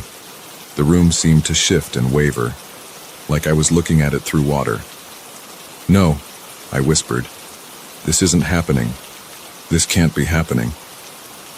He released my arm, but I no longer felt the urge to run. My legs were shaking so badly I wasn't sure they could support me. "Sit down," he said, gesturing to one of the kitchen chairs. "Let me explain." Against my better judgment, I sank into the chair. He sat across from me, those unsettling eyes never leaving my face. "You're not who you think you are," he began. "Your real name is Sarah Jennings. You're a deep cover operative for a government agency so secret, most people in power don't even know it exists. 3 years ago, you were sent on a mission. Something went wrong. You were captured. Your mind was altered. This," he gestured around the apartment, "this is all a construct, a prison built in your own mind." I shook my head, feeling tears start to well up in my eyes. "No, that's impossible. I have a job. I have friends. I have a life here." He leaned forward, his voice softening. "Think about it. Really think. Can you remember your childhood? Your parents? Faces? The name of your first pet? Or are those memories fuzzy, indistinct?" I opened my mouth to argue. To tell him, of course, I remembered those things. But as I searched my mind, I realized with growing horror that I couldn't. My past was a blur, a series of vague impressions rather than clear memories. "This can't be real," I whispered, more to myself than to him. "But it is," he said. "And now it's time to leave. We've finally found you, finally figured out how to break through the mental blocks. But we don't have much time." As if on cue, I heard a sound like distant thunder. The walls of the apartment seemed to vibrate, books falling from shelves, pictures rattling on the walls. "What's happening?" I asked, panic rising in my voice. He stood up, holding out his hand to me. "And the construct is collapsing. Your captors know we're here. We need to go. Now." I stared at his outstretched hand, my mind reeling. Part of me still wanted to believe this was all some elaborate hoax, that any moment I'd wake up, and this would all be a bad dream. But deep down, in a place I hadn't even known existed, something stirred, a recognition, a sense of truth in his words. "How do we get out?" I heard myself asking, even as another part of me screamed that this was insanity. "You have to let go," he said. "Let go of this false life, these false memories. Remember who you really are." The rumbling grew louder. Cracks began to appear in the walls, spreading like spider webs across the ceiling. I could feel the floor shifting beneath my feet. I closed my eyes, trying to focus. Who was I? What was real? Images flashed through my mind. Training sessions, covert meetings, a life I didn't recognize but somehow knew was mine. When I opened my eyes, the apartment was disintegrating around us. Through the cracks, I could see not the hallway or the apartment next door, but a swirling void of color and light. "Sarah," the man said, his voice urgent, "it's time. Take my hand." I looked at him, really looked at him for the first time, and suddenly, I knew him. Not as a stranger, not as an intruder, but as someone I trusted with my life. I reached out and took his hand. The world exploded around us in a cacophony of sound and light. I felt like I was falling, drowning, being torn apart and put back together all at once. And then, I woke up. I was lying on a cold metal table, wires and tubes connected to my body. The room around me was stark and clinical, filled with beeping machines and concerned faces. "Welcome back, Agent Jennings," a voice said. I turned to see the man from the apartment, my handler, I now remembered, standing beside me. "You've been gone a long time. We've got a lot of work to do." As the memories of my real life came flooding back, I felt a pang of loss for the simple, ordinary existence I'd left behind. But I also felt a surge of purpose, of rightness. This was who I was meant to be. I sat up, wincing at muscles stiff from disuse. "All right," I said, my voice hoarse but determined. "Let's get to work." The life I'd known was gone, shattered like the illusion it had always been. But a new life, my real life, was just beginning. And this time I was ready for whatever challenges it might bring.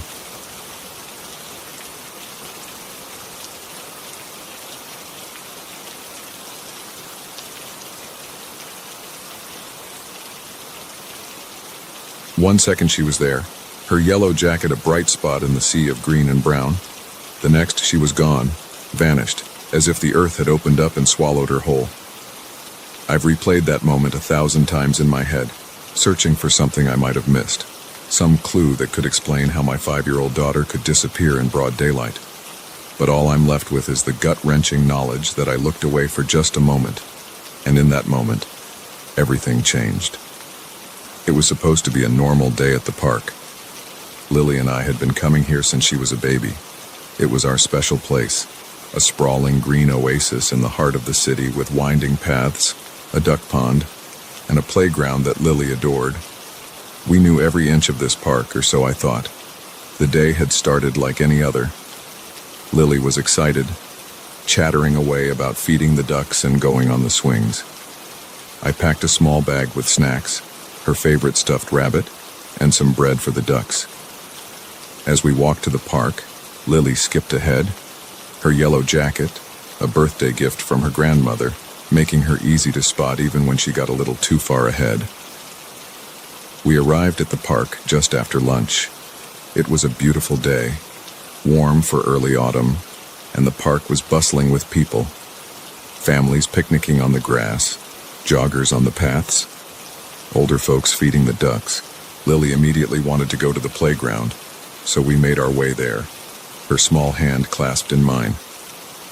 At the playground, Lily ran from one piece of equipment to another, her energy seemingly boundless.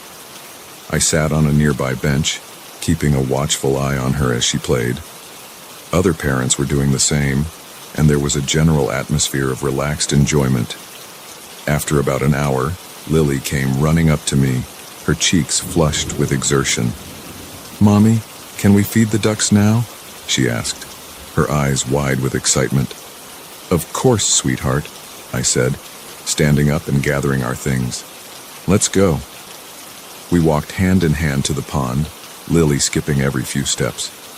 When we reached the water's edge, a group of ducks swam over, clearly used to being fed by visitors. Lily giggled as they quacked and jostled for position. I pulled out the bag of bread and handed Lily a piece.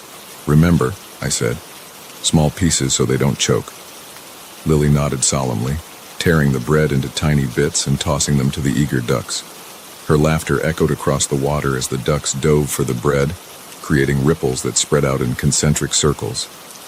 We stood there for a while, Lily entranced by the ducks and me content to watch her joy. It was a perfect moment. One of those times when you wish you could freeze frame your life and stay there forever. But life doesn't work that way. My phone buzzed in my pocket. I pulled it out, seeing a text from my boss about an urgent work matter. I sighed, knowing I needed to respond but not wanting to take my attention away from Lily. "Sweetheart," I said, "Mommy needs to answer this message real quick. Stay right here where I can see you, okay?" Lily nodded, her attention still focused on the ducks. I stepped back a few paces, my eyes still on her as I began to type out a response. It was a complex issue, requiring more of my attention than I'd anticipated. I found myself rereading the message, formulating a careful reply. It couldn't have been more than a minute, maybe 2 at most.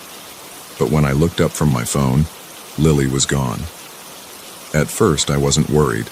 Lily had a habit of wandering a few steps away, distracted by a butterfly or an interesting leaf. I scanned the immediate area, expecting to see her yellow jacket bobbing along the water's edge. Nothing.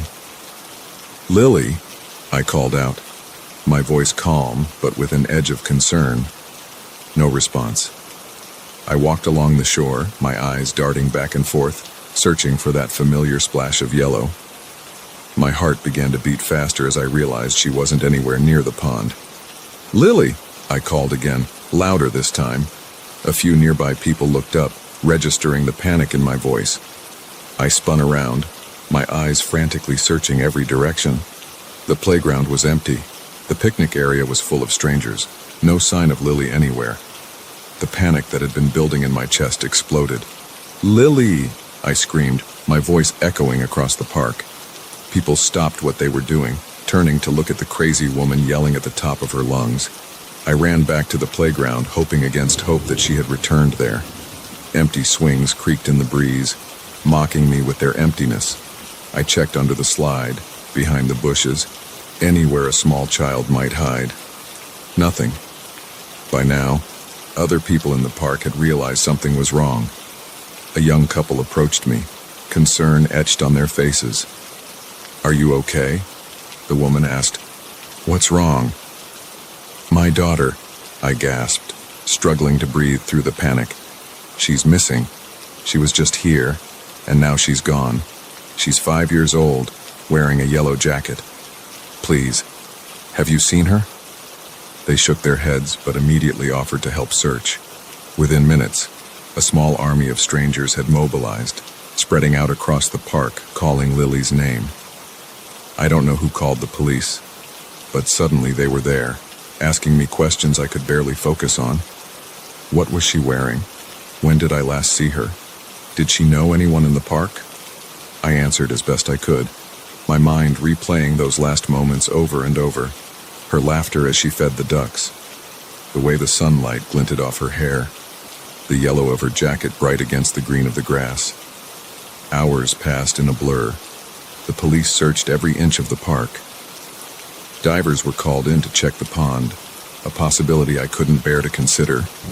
As night fell, they brought in dogs to try and pick up her scent. Nothing. It was as if Lily had simply ceased to exist. One moment there, the next gone, leaving no trace behind. Days turned into weeks, weeks into months. The police investigation continued, but leads were scarce. Lily's face was plastered on posters all over the city, broadcast on every news channel. I appeared on TV, pleading for anyone with information to come forward. The theories were endless.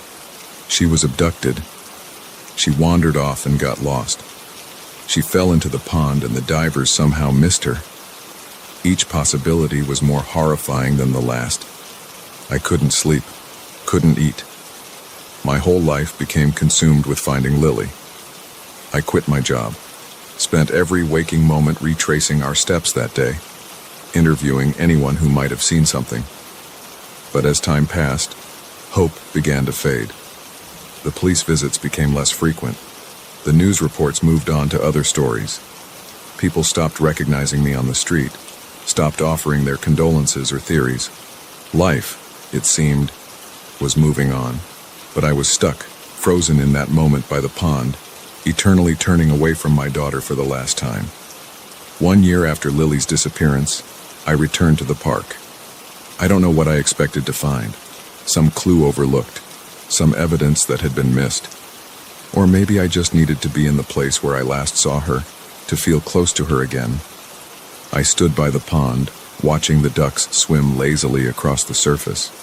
A little girl in a red coat ran past, her mother calling after her to be careful. I felt a pang in my chest, a pain so acute it took my breath away. As I turned to leave, something caught my eye. There, half hidden in the reeds at the water's edge, was a flash of yellow. My heart stopped. With trembling hands, I reached out and pulled it free. It was a piece of fabric, weathered and faded, but unmistakably the same shade as Lily's jacket. How had this been missed? How had I missed it in all my searches? I clutched the fabric to my chest, tears streaming down my face. It wasn't an answer. It wasn't Lily. But it was something. A tangible piece of evidence that she had been here, that I hadn't imagined at all. As I stood there, holding that small piece of yellow fabric, I made a promise. To Lily, to myself, to whatever power might be listening. I would never stop looking, never stop hoping. Somewhere out there, my daughter was waiting to be found, and I would search until my last breath to bring her home. The park continued its life around me. Children laughed, ducks quacked, joggers ran past. But for me, time stood still. In my mind, Lily was still 5 years old, still wearing her yellow jacket and still just out of reach. And I would keep reaching, keep searching, until I found her again.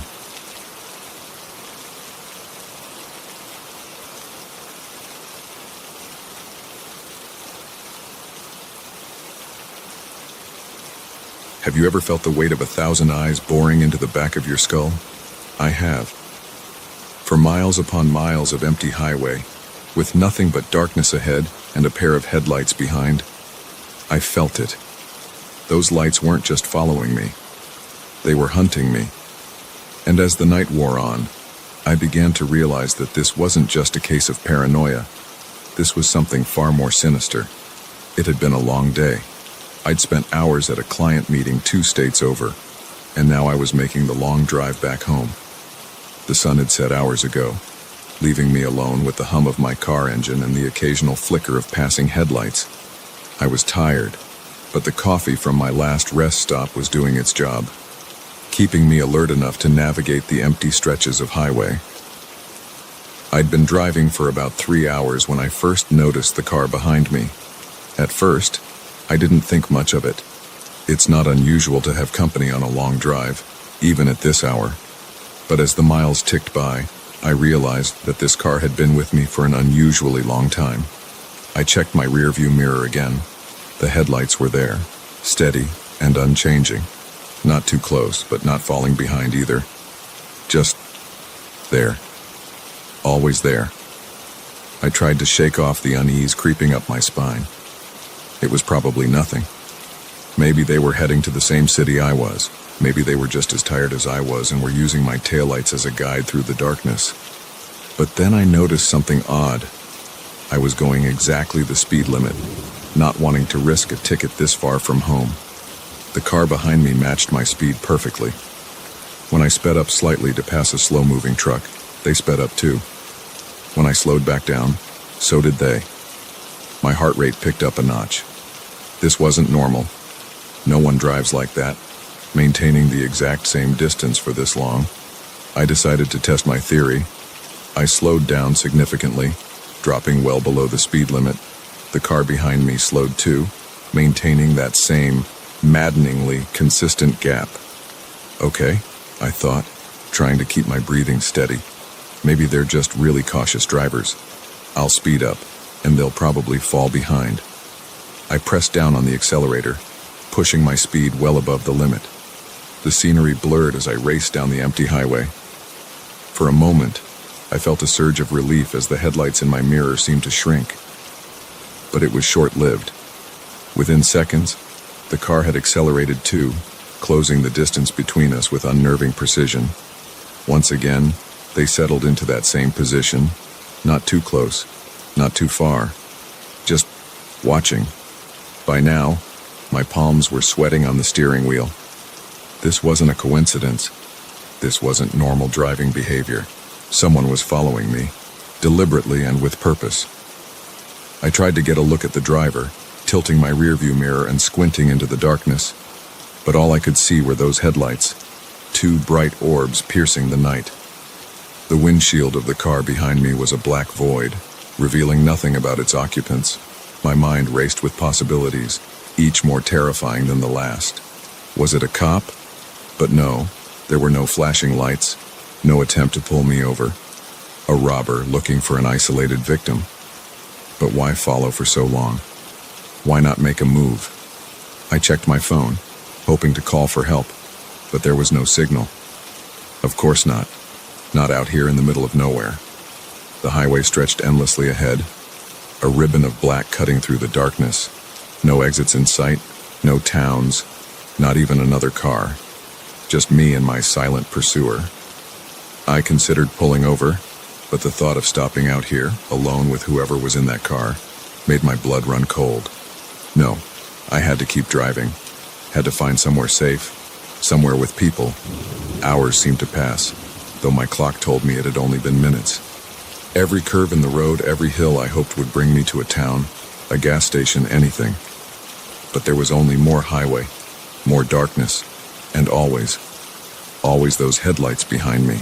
I began to talk to myself, trying to stay calm, trying to reason it out. It's okay. You're okay. They haven't done anything. Maybe it's just a coincidence. Maybe.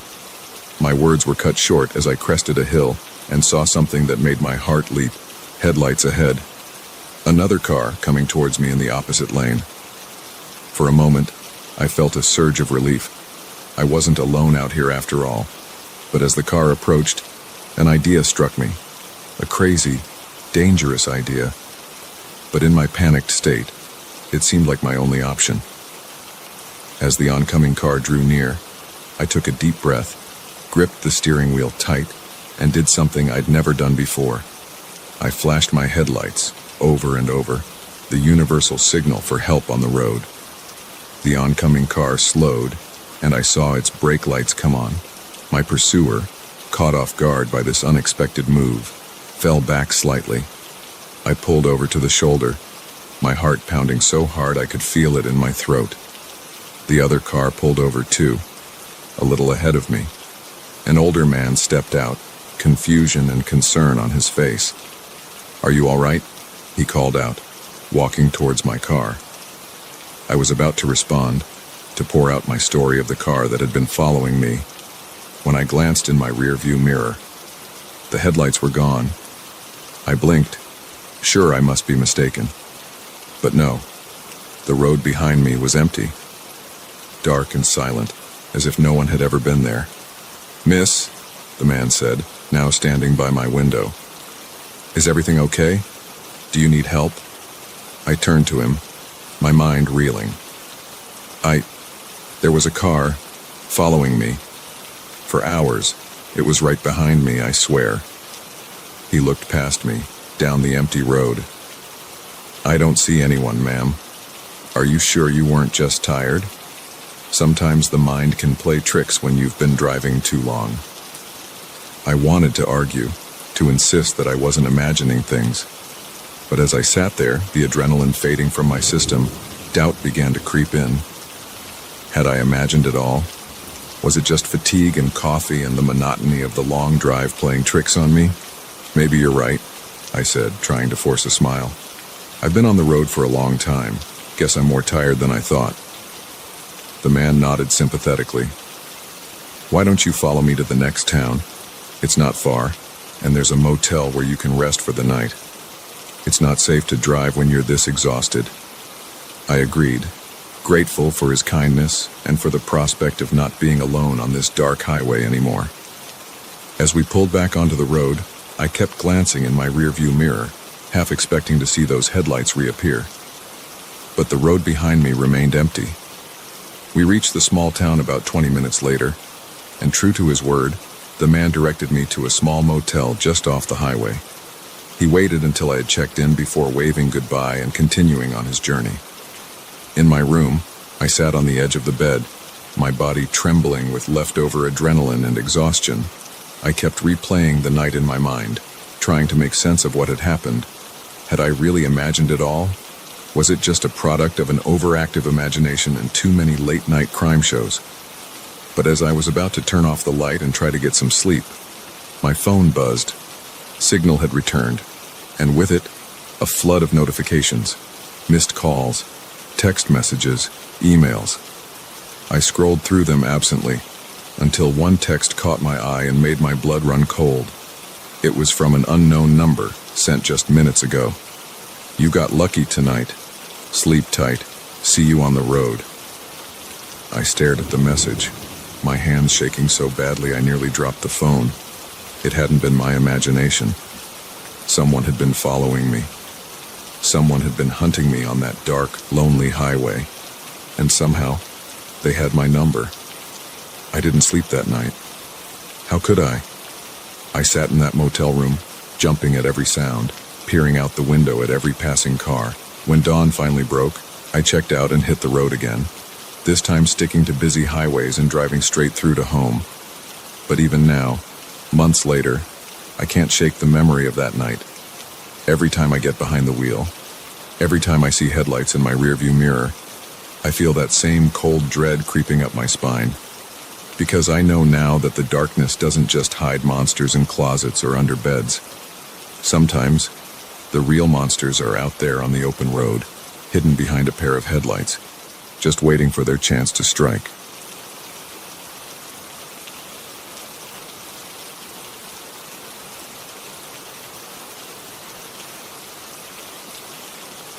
Exhaustion can play tricks on your mind, but it can't unlock a door you know you've locked. It can't leave muddy footprints on a carpet you've never stepped on, and it certainly can't explain the feeling of eyes watching you in an empty room. That night at the motel, I learned that sometimes the most terrifying monsters aren't the ones that hide under your bed, but the ones that have the key to your room. I'd been driving for 14 hours straight, my eyes burning from the endless stretch of highway and my back aching from too many hours hunched over the steering wheel. The neon sign of the Sleepy Pine Motel glowed like a beacon in the darkness, promising a bed and a few hours of desperately needed rest before I had to hit the road again. The night clerk barely looked up from his magazine as I checked in, sliding a key across the worn counter with a mumbled, "Room 104. I nodded my thanks, too tired for conversation, and made my way across the parking lot. The room was exactly what you'd expect from a budget motel in the middle of nowhere. Faded wallpaper, a lumpy bed, and the faint smell of old cigarette smoke that no amount of air freshener could quite mask. But at that moment, it looked like the Ritz-Carlton to my weary eyes. I did a quick sweep of the room out of habit, checking the locks on the door and window, peeking behind the shower curtain. Satisfied that everything was secure, I tossed my bag onto the chair in the corner and collapsed onto the bed, not even bothering to take off my shoes. I must have fallen asleep instantly because the next thing I knew, I was jolting awake, my heart pounding. Something had woken me, but in the fuzzy space between sleep and waking, I couldn't remember what. The room was dark, the only light coming from the neon sign outside, casting an eerie red glow through the thin curtains. As I lay there, trying to calm my racing heart, I heard it, a soft click, like someone trying to turn a doorknob very, very slowly. My breath caught in my throat. I strained my ears, convinced I must have imagined it. But there it was again, slightly louder this time. I sat up, my eyes fixed on the door. The handle jiggled, once, twice, then silence. "Hello?" I called out, my voice sounding small and scared in the quiet room. No response. I slid out of bed, my feet hitting the carpet with a soft thud. That's when I felt it, dampness seeping through my socks. Confused, I reached for the bedside lamp, flicking it on. My heart nearly stopped. There, leading from the door to the bed, was a trail of muddy footprints. footprints that weren't mine. I stumbled backward, nearly tripping over my own feet. This couldn't be real. I was dreaming. I had to be dreaming, but the chill of the damp carpet against my feet felt all too real. With shaking hands, I grabbed my phone from the nightstand, ready to call for help. But as I unlocked the screen, I saw something that made my blood run cold. It was 3:07 a.m. I had been asleep for over 4 hours. 4 hours during which someone had been in my room. The realization hit me like a physical blow. I wasn't safe here. I needed to leave, now. I grabbed my bag, not bothering to check if I had everything. As I reached for the door handle, I hesitated. What if they were still out there, waiting? But staying in this room felt like being trapped in a cage. Taking a deep breath, I yanked the door open, ready to make a run for it. The parking lot was empty, eerily quiet under the flickering neon light. My car sat where I had left it, a comforting sight in the sea of uncertainty. I sprinted across the parking lot, fumbling with my keys. Just as I reached my car, I heard it. Footsteps, fast and heavy, coming from the direction of my room. I didn't look back. I threw myself into the driver's seat, jammed the key into the ignition, and peeled out of the parking lot with a screech of tires. As I sped down the dark highway, my hands shaking on the steering wheel, I glanced in the rearview mirror. For a split second, I thought I saw a figure standing in the middle of the road, watching my car disappear into the night. But when I looked again, the road behind me was empty. I drove for hours, too scared to stop, jumping at every shadow and sound. When the sun finally rose, I pulled into a busy truck stop, the normality of morning commuters and tired truckers a balm to my frayed nerves. As I sat there, nursing a cup of terrible coffee, I tried to make sense of what had happened. Had I imagined it all? Was it just an especially vivid nightmare brought on by exhaustion? But then I looked down and saw the mud still caked on my socks. This was no dream. I never reported what happened. Who would believe me? A locked room, mysterious footprints, a vanishing intruder. It sounded like the plot of a bad horror movie, but I know what I saw, what I felt. Now, years later, I still can't shake the memory of that night. I avoid motels whenever possible, preferring to sleep in my car at rest stops if I have to. And every night, just before I fall asleep, I check the locks, twice. Because I know now that sometimes, locks aren't enough to keep the monsters out. But the thing that haunts me most, the question that keeps me up at night, is this. What if the footprints hadn't woken me up? What was the intruder planning to do? And most chillingly of all, how many other people have slept in that room, blissfully unaware of the danger lurking in the shadows? I'll never know the answers to these questions, but one thing's for certain. I'll never forget the night I learned that sometimes the most terrifying thing isn't what you can see, but what you can't. The presence you feel but can't explain. The eyes you know are watching, even when the room is empty. So the next time you're in a motel room and you hear that soft click in the middle of the night, remember my story. Check the locks, and maybe, just maybe, sleep with one eye open, because you never know who might have the key to your room. As for me, I've learned to live with the paranoia, the constant looking over my shoulder. It's a small price to pay for survival, because I know that somewhere out there, in some nameless town off some forgotten highway, there's a motel room with muddy footprints that lead to an empty bed, and someone, or something, is still waiting for its next unsuspecting guest. I often wonder about that night clerk, about whether he knew what was happening in room 104. Was he in on it? Or was he just another cog in a machine he didn't understand?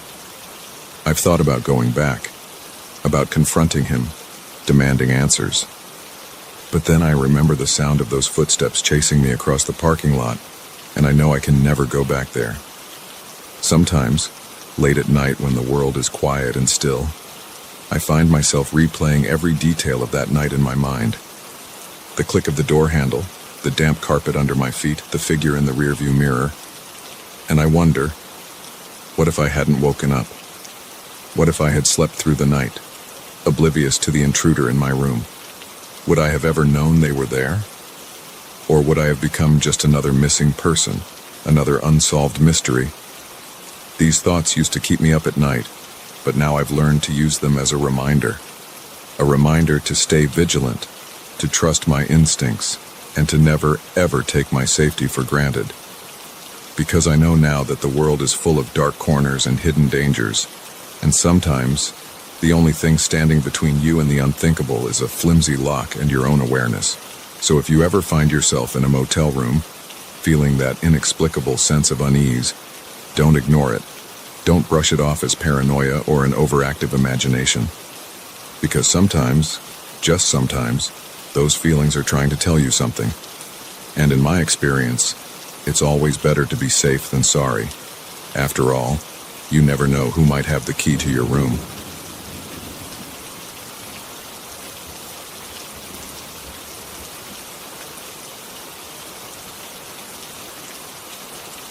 You never truly know a person until you're trapped in a car with them for hours on end. I learned this lesson the hard way, on a stretch of lonely highway with a stranger whose smile didn't quite reach his eyes.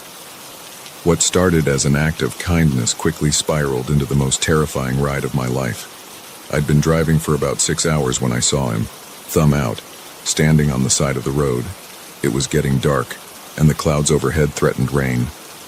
I'm not usually one to pick up hitchhikers, but something about his dejected posture and the desolate surroundings made me slow down. As I pulled over, I got a better look at him. He seemed normal enough, mid-30s maybe, wearing jeans and a jacket that had seen better days. His hair was a bit messy, and there was dirt on his shoes like he'd been walking for a while. He jogged up to the car, a grateful smile on his face. "Thanks, man," he said as he climbed in. "Not a lot of people stop anymore." I nodded, trying to play it cool. "Where are you headed?" "Just down the road a bit," he replied, settling into the passenger seat. "Anywhere you're going is good enough for me." I pulled back onto the road, the silence in the car broken only by the hum of the engine and the occasional swish of the wipers clearing the light drizzle that had started to fall. "Been out here long?" I asked, just to break the silence. "A couple hours, I guess," he said, his voice flat. "Had a ride earlier, but they were going in the wrong direction." I nodded, not really sure what to say to that. We drove in silence for a while, the darkness outside growing deeper as we left the last vestiges of twilight behind. "So," he said after a while, turning to face me, "you pick up hitchhikers often?" "Not really," I admitted. "First time, actually." He chuckled, a low sound that made me grip the steering wheel a little tighter. "First time, huh? Must be my lucky night." I forced a smile but didn't say anything. Something about the way he said it rubbed me the wrong way. "You ever meet someone and just know they've done bad things?" he asked suddenly. I glanced at him, caught off guard by the question. "What do you mean?" He shrugged, still staring straight ahead. "You know, some people you can just tell. They've done things, hurt people, maybe even killed people." My heart skipped a beat. I swallowed hard, trying to keep my voice steady. "I guess I don't really think about it." He chuckled again, that same low sound that made the hair on the back of my neck stand up. "Yeah, most people don't, but I can always tell." I didn't respond, didn't know how to respond. My mind was racing, trying to figure out how to get out of this situation. We were miles from anywhere, no other cars on the road, no cell signal. "You ever do something you regret?" he asked, his voice quieter now. I shook my head, not trusting myself to speak. "Never," he pressed. "Never hurt someone, never thought about it." "No," I managed to say, my throat dry.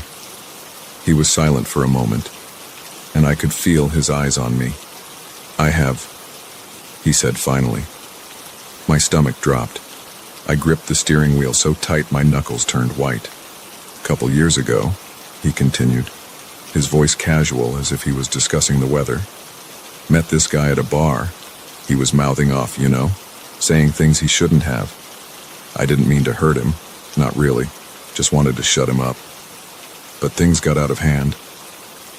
I felt like I was going to be sick. This couldn't be happening. This had to be some kind of sick joke. What happened? I asked, my voice barely above a whisper. He shrugged. He didn't make it. Cops never found out. It's not hard to hide something like that if you know what you're doing. I couldn't breathe. My palms were sweating on the steering wheel. I needed to get out of this car, needed to get away from this man. You ever wonder what it's like? He asked, leaning closer. To take someone's life. I shook my head violently. No, never. He smiled, and it was the coldest, most terrifying thing I'd ever seen. It's not like they show in the movies. It's messier, louder. But once you do it, you get used to it. It gets easier. I was trembling now, unable to hide my fear. I needed to do something, to say something, but my mind was blank with terror. Pull over, he said suddenly. What? Pull over, he repeated, his voice harder now. I need to stretch my legs. I hesitated, my foot hovering over the brake pedal. If I stopped, would he try to hurt me? But if I didn't, what would he do? I said, pull over, he growled, and I felt something press against my side. I didn't need to look to know it was a knife. I eased the car onto the shoulder, my heart pounding so hard I thought it might burst out of my chest. As soon as we stopped, he grabbed my arm, his grip painfully tight. Get out, he ordered. I didn't move, couldn't move. This was it. This was how I was going to die, on the side of some deserted highway at the hands of a murderer I'd willingly let into my car. I said, get out, he shouted, yanking me towards the door. In that moment, survival instinct kicked in. I threw the car into drive and floored it. The sudden movement caught him off guard, and his grip on my arm loosened. I jerked the wheel hard, sending him crashing into the passenger door. He roared in anger, lunging at me with the knife. I ducked, feeling the blade whistle past my ear. The car swerved wildly as I struggled to keep control while fending him off. I don't know how long we fought like that. The car careening down the highway, his knife flashing in the darkness. At some point, I saw headlights in the distance. Hope surged through me. If I could just make it to that other car. With one hand on the wheel, I used the other to grab his wrist, trying to keep the knife away from me. We struggled, the car weaving back and forth across the road. The headlights grew closer. I could see now that it was a large truck. I steered towards it, praying the driver would see us, would stop to help. At the last second, my attacker saw what I was doing. With a snarl of rage, he jerked the wheel, sending us spinning off the road. The world tilted and whirled, the sound of crunching metal and breaking glass filling my ears.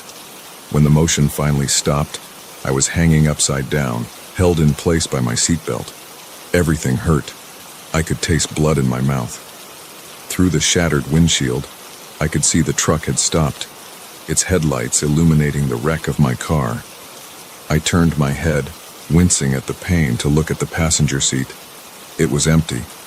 The door was open, swinging gently in the night breeze. He was gone. I heard voices, footsteps running towards the car. The truck driver, coming to help. I wanted to warn him, to tell him to be careful, that there was a dangerous man out there. But darkness was creeping in at the edges of my vision, and I couldn't find the strength to speak. As I slipped into unconsciousness, my last thought was of the hitchhiker. Where was he? Had he survived the crash? And if he had, who would be his next victim? I woke up in a hospital 3 days later. The police had questions, of course, but there was no sign of the hitchhiker, no evidence that he had ever existed, except for the cuts and bruises on my body and the terror that still gripped me every time I closed my eyes. They found the knife, though, wedged under the passenger seat, right where he had been sitting. Proof that I hadn't imagined it all. I don't drive at night anymore. Don't pick up hitchhikers. obviously. But sometimes, when I'm on a long stretch of highway and I see a lone figure on the side of the road, I can't help but wonder, is it him? Is he still out there, thumbing rides and telling his terrible stories? And I wonder about the people who stop for him. Do they make it to their destinations? Or do they become another story? Another confession whispered in the dark of a stranger's car? I'll never know. But I do know one thing. Sometimes, the most dangerous monsters aren't the ones hiding in the shadows. Sometimes, they're sitting right next to you, smiling and telling you exactly who they are. And by the time you realize the danger, it's already too late. So if you're ever driving late at night and you see someone on the side of the road, think twice before you stop, because you never know who might be getting into your car, and you never know if you'll make it to your destination.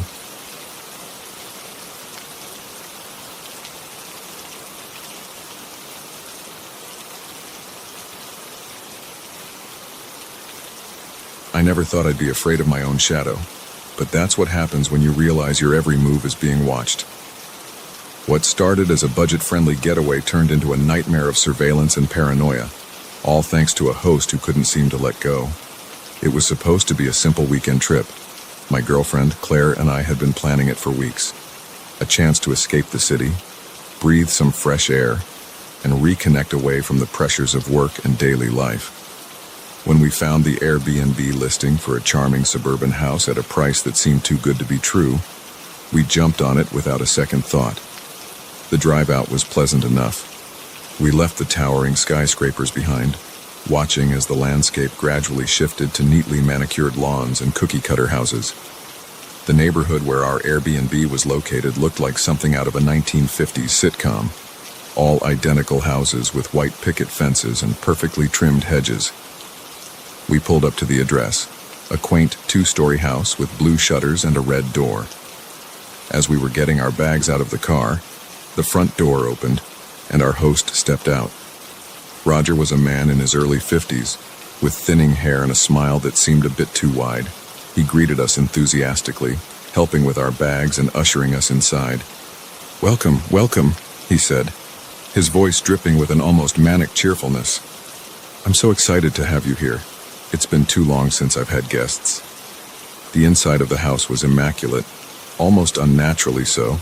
Every surface gleamed, every cushion was perfectly plumped, and there wasn't a speck of dust to be seen. It felt less like a lived-in home and more like a showroom. Roger gave us a tour, pointing out every feature with pride. "And here's the kitchen, fully stocked, of course.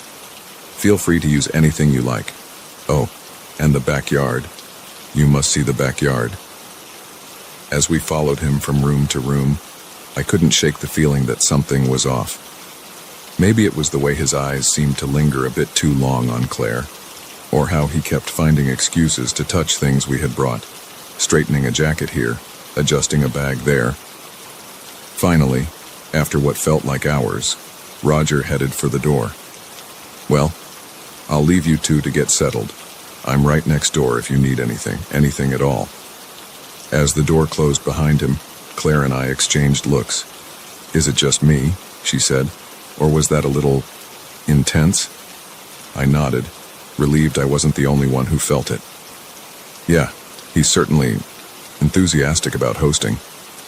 We tried to shake off the weird vibe and enjoy our evening. We cooked dinner, opened a bottle of wine, and tried to relax. But as the night wore on, I couldn't shake the feeling that we were being watched. It started with little things. A creak in the hallway when we were both in the living room. A shadow passing by the window that didn't quite match up with the trees outside.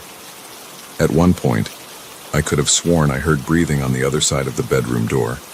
"You're just being paranoid," I told myself. "Old houses make noise. It's probably nothing." But then, as we were getting ready for bed, Claire's face suddenly went pale. "Tom," she whispered, pointing at the ceiling.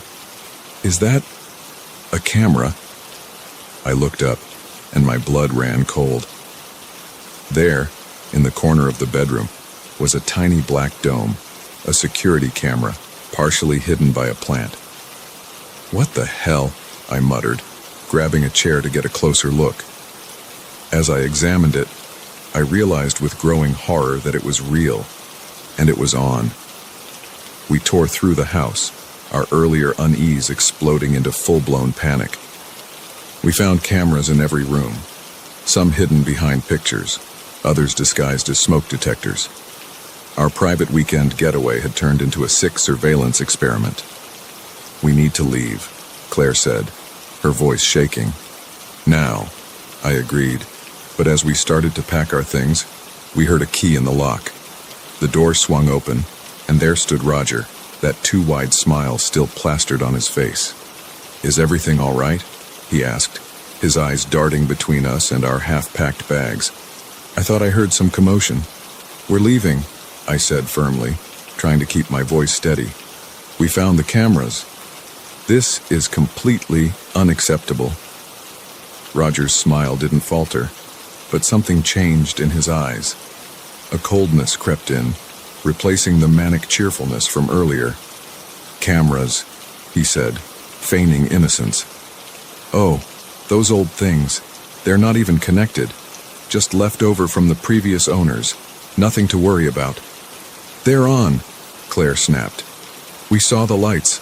We're not stupid." Roger's smile finally dropped. He stepped into the house, closing the door behind him. Now, he said, his voice low and dangerous. "Let's not do anything hasty. You've only just arrived. It would be a shame to cut your stay short." I stepped in front of Claire, my heart pounding. "We're leaving," I repeated. "Get out of our way." Roger didn't move. "I'm afraid I can't let you do that. You see, I've grown quite fond of you both already. I think you'll find that extending your stay will be in everyone's best interest." The implication in his words sent a chill down my spine. I glanced at Claire, saw the fear in her eyes, and made a split-second decision. I lunged at Roger, catching him off guard. We tumbled to the floor, grappling for control. "Claire, run!" I shouted. She didn't hesitate, grabbing our bags and bolting for the door. Roger was stronger than he looked, and it took everything I had to keep him pinned down. I heard the car start outside and knew Claire had made it out. With a surge of adrenaline, I managed to break free from Roger's grasp. I scrambled to my feet and ran, not daring to look back. I jumped into the passenger seat of our car just as Claire was pulling away from the curb. As we sped down the street, I saw Roger in the rearview mirror, standing in the middle of the road, watching us go.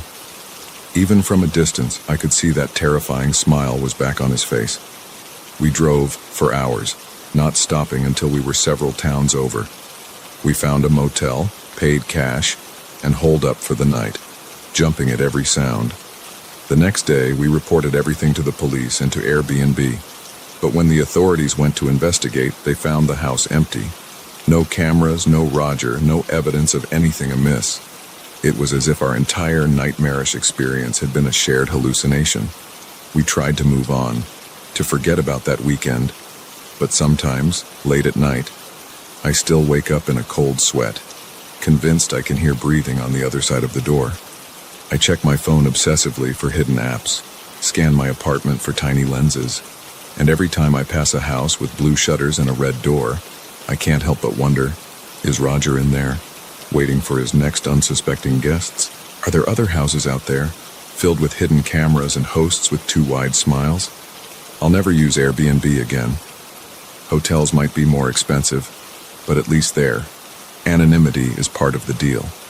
No overly friendly hosts, no perfectly manicured lawns hiding sinister secrets. Claire and I are still together, but that weekend left its mark on us. We're more cautious now, more aware of the potential dangers lurking behind friendly faces and good deals. We've learned the hard way that sometimes the price of privacy is higher than any savings on accommodations. So if you're ever booking a place to stay and the deal seems too good to be true, remember our story. Look for the cameras hidden in plain sight. And if your host seems a little too interested in your plans, a little too eager to make you feel at home, trust your instincts, because you never know who might be watching waiting for the perfect moment to turn your vacation into a prison. And once you're caught in their web, it might be too late to escape. The suburbs might look peaceful, with their identical houses and neatly trimmed hedges. But behind those picket fences and red doors, darkness can lurk. And sometimes the most dangerous predators are the ones who invite you in with a smile.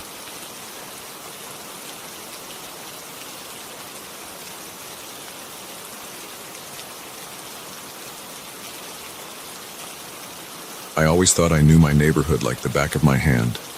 Every street, every corner, every shortcut. But on that moonless night, as footsteps echoed behind me and familiar roads twisted into an endless maze, I realized how little I truly knew about the dark corners of my own backyard. It had been a long night at the office. By the time I left, the streets were empty, the last stragglers from nearby bars long gone. I decided to walk home, figuring the cool night air would help clear my head. It was a route I'd taken 100 times before, a straight shot through residential areas that would get me home in 20 minutes flat. The first few blocks were uneventful. Streetlights cast pools of yellow light on the sidewalk, and the hum of distant traffic provided a comforting urban lullaby. I was lost in thought, mentally reviewing tomorrow's to-do list. When I first heard it, footsteps, slightly out of sync with my own. I glanced over my shoulder, but the street behind me was empty. Shaking my head, I pressed on. Probably just an echo, I told myself, or maybe a cat prowling the night. But the footsteps continued, growing slightly louder with each passing minute. I picked up my pace, my heart rate quickening to match my steps. Another look back revealed nothing but shadows. I turned onto Cedar Street, a quiet residential road lined with old Victorian houses. As I passed under a flickering streetlight, I saw something that made my blood run cold. A figure, tall and lean, standing at the far end of the block. Even from this distance, I could tell they were staring directly at me. Fight or flight instinct kicked in, and I chose flight. I turned sharply onto Maple Avenue, a street I knew would lead me straight home. But as I hurried along, something felt off. The houses looked different, older and more run down than I remembered. Had I taken a wrong turn? The footsteps behind me grew louder, more insistent. I broke into a run, no longer caring if I looked foolish. All I wanted was to get home, to lock my door, and forget this night ever happened. I turned onto what I thought was my street, only to find myself facing an unfamiliar cul-de-sac. Panic started to set in. How was this possible? I'd lived in this neighborhood for years. There shouldn't be any streets I didn't recognize. The sound of footsteps was closer now, echoing off the houses around me. I spun around, ready to confront whoever was following me, but the street behind me was as empty as the one ahead. "Hello?" I called out, my voice shaking. "Is someone there?" No response, just the faint rustle of leaves in the night breeze. I pulled out my phone, intending to call for help or at least use the GPS to figure out where I was. But the screen remained stubbornly dark. Dead battery. Of all the nights for this to happen. With no other choice, I pressed on, trying to retrace my steps, but each turn led me deeper into unfamiliar territory. Streets I'd never seen before stretched out in front of me, lined with houses that seemed to leer in the darkness. The footsteps continued, sometimes fading into the distance only to return louder than ever. I caught glimpses of movement in my peripheral vision. A shadow darting between houses. A figure watching from a darkened window. But every time I turned to look, there was nothing there. Hours seemed to pass as I wandered through this twisted version of my neighborhood. My feet ached, my throat was dry from panic, and exhaustion tugged at the edges of my consciousness. But still, I couldn't find my way home. As I turned yet another corner, I saw something that made my heart leap. A familiar street sign. Elm Street. My street. Relief flooded through me as I started down the road, my pace quickening with each step. But as I approached my house, that relief turned to icy dread. The building before me looked like my home, but wrong. The paint was peeling, the windows dark and empty. The neat front lawn I'd mowed just last weekend was overgrown, weeds choking out the carefully tended flowers. I stood there, staring at this nightmare version of my house, when I heard it. Footsteps, right behind me. I whirled around, ready to face my pursuer, but what I saw defied explanation. The street behind me was gone, replaced by an impenetrable wall of darkness, and emerging from that darkness was a figure. No, multiple figures. Shadowy, featureless forms that moved with an unnatural grace. Terror unlike anything I'd ever known gripped me. I ran, no longer caring about direction or logic. I just needed to get away, to escape this impossible, nightmarish version of my neighborhood. Streets blurred past as I fled, each one stranger and more twisted than the last. Houses loomed overhead, their architecture growing more bizarre with each block. I passed by buildings that seemed to defy gravity, streets that looped back on themselves in impossible ways. And always, the footsteps followed. I don't know how long I ran. Time seemed to lose all meaning in this labyrinthine nightmare. But eventually, my legs gave out, and I collapsed to the ground, gasping for breath. As I lay there, waiting for the shadows to overtake me, I heard something new. A voice, calling my name. Tom, Tom, wake up. The world around me began to blur and fade. The twisted houses, the impossible streets, all of it dissolved into a swirling mist. I opened my eyes to find myself at my desk at work, my colleague shaking my shoulder gently. You were having quite a nightmare, she said, concern etched on her face. Are you okay? I nodded, still disoriented, my heart racing from the lingering fear of the dream. Yeah, I'm fine. Just a bad dream.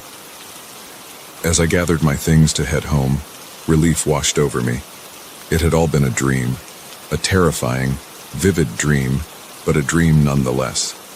But as I stepped out of the office into the dark night, a chill ran down my spine. The streets looked different, unfamiliar in a way I couldn't quite put my finger on. And as I started my walk home, I couldn't shake the feeling that somewhere behind me, just out of sight, footsteps echoed in the darkness.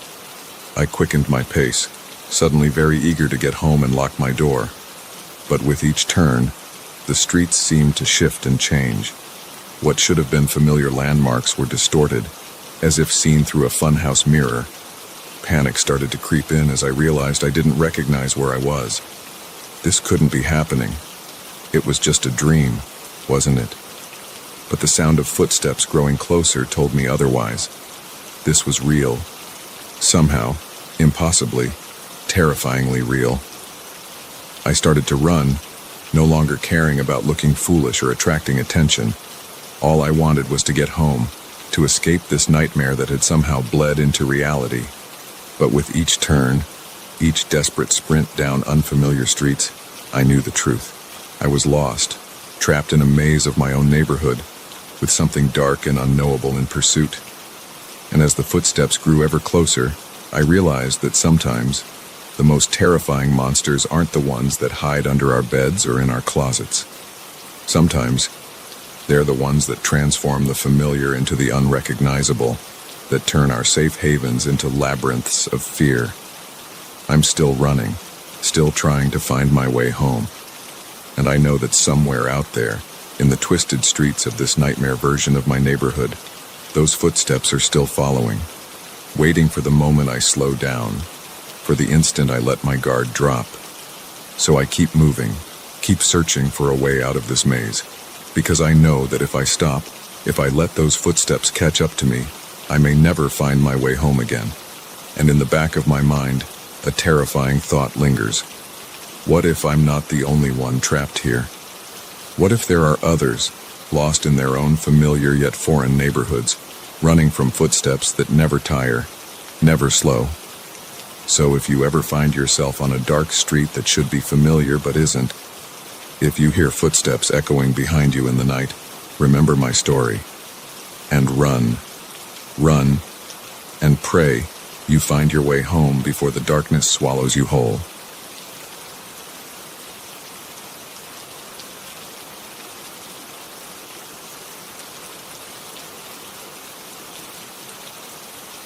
The first rule of urban exploration is to never go alone. The second is to always trust your instincts. I broke both rules that night, and what I found in that abandoned building will haunt me for the rest of my life. I've always been drawn to forgotten places. There's something eerily beautiful about a building left to decay, nature slowly reclaiming what was once a bustling hub of human activity. I'd been photographing abandoned structures for years, each expedition a thrilling mix of art and adrenaline. The old Hartley factory had been on my radar for months. A massive complex on the outskirts of town, it had been shuttered for decades, its hulking silhouette a stark reminder of the city's industrial past. Getting inside had proven challenging. The place was surrounded by a high fence topped with barbed wire, and local security patrols were known to be vigilant. But on that fateful night, I finally saw my chance. A storm had knocked down a section of the fence, creating a gap just wide enough for a person to slip through.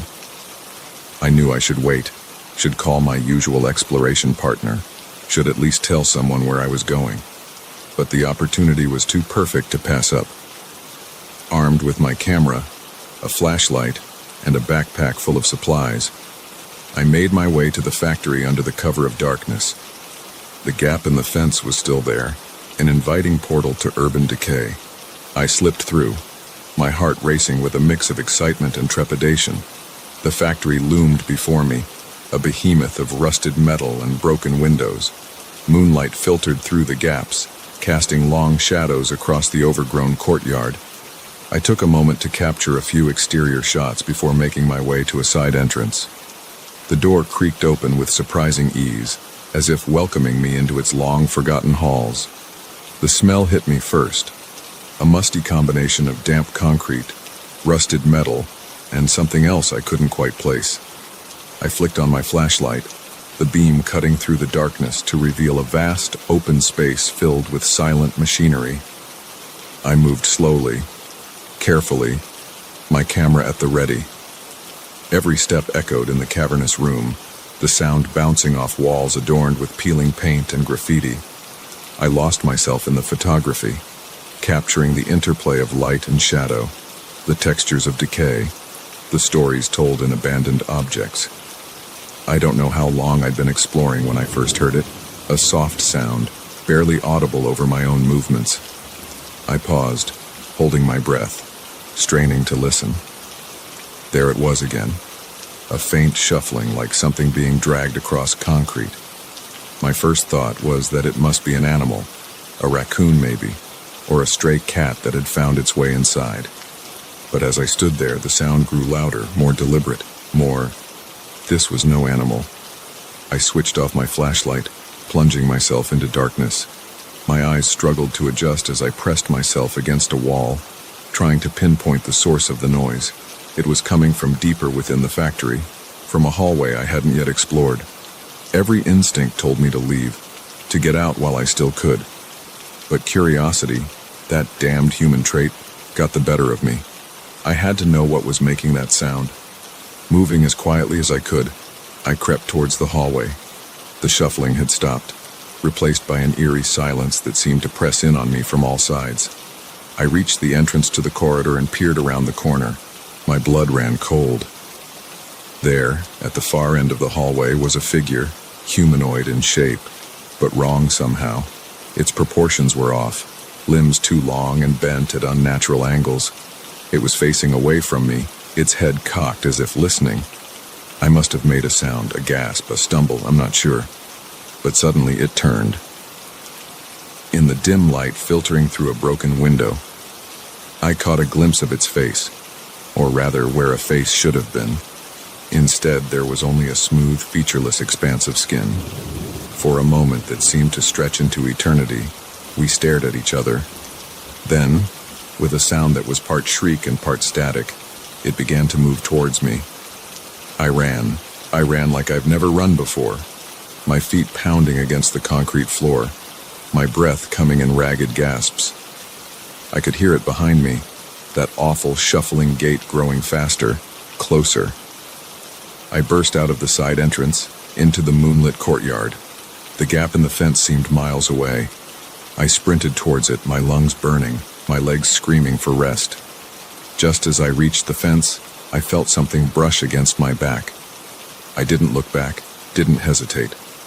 I threw myself through the gap, feeling the barbed wire tear at my clothes, at my skin. I didn't stop running until I reached my car, parked several blocks away. As I fumbled with my keys, I finally dared to look back. The street behind me was empty. I drove home in a daze, my mind struggling to process what I'd seen. It couldn't have been real. Maybe I'd breathed in some toxic fumes left over from the factory's operational days. Maybe the isolation and darkness had played tricks on my mind. But as I uploaded the photos from my camera, I realized with growing horror that it had been all too real. There, in the background of one of my shots, barely visible in the shadows, was a figure.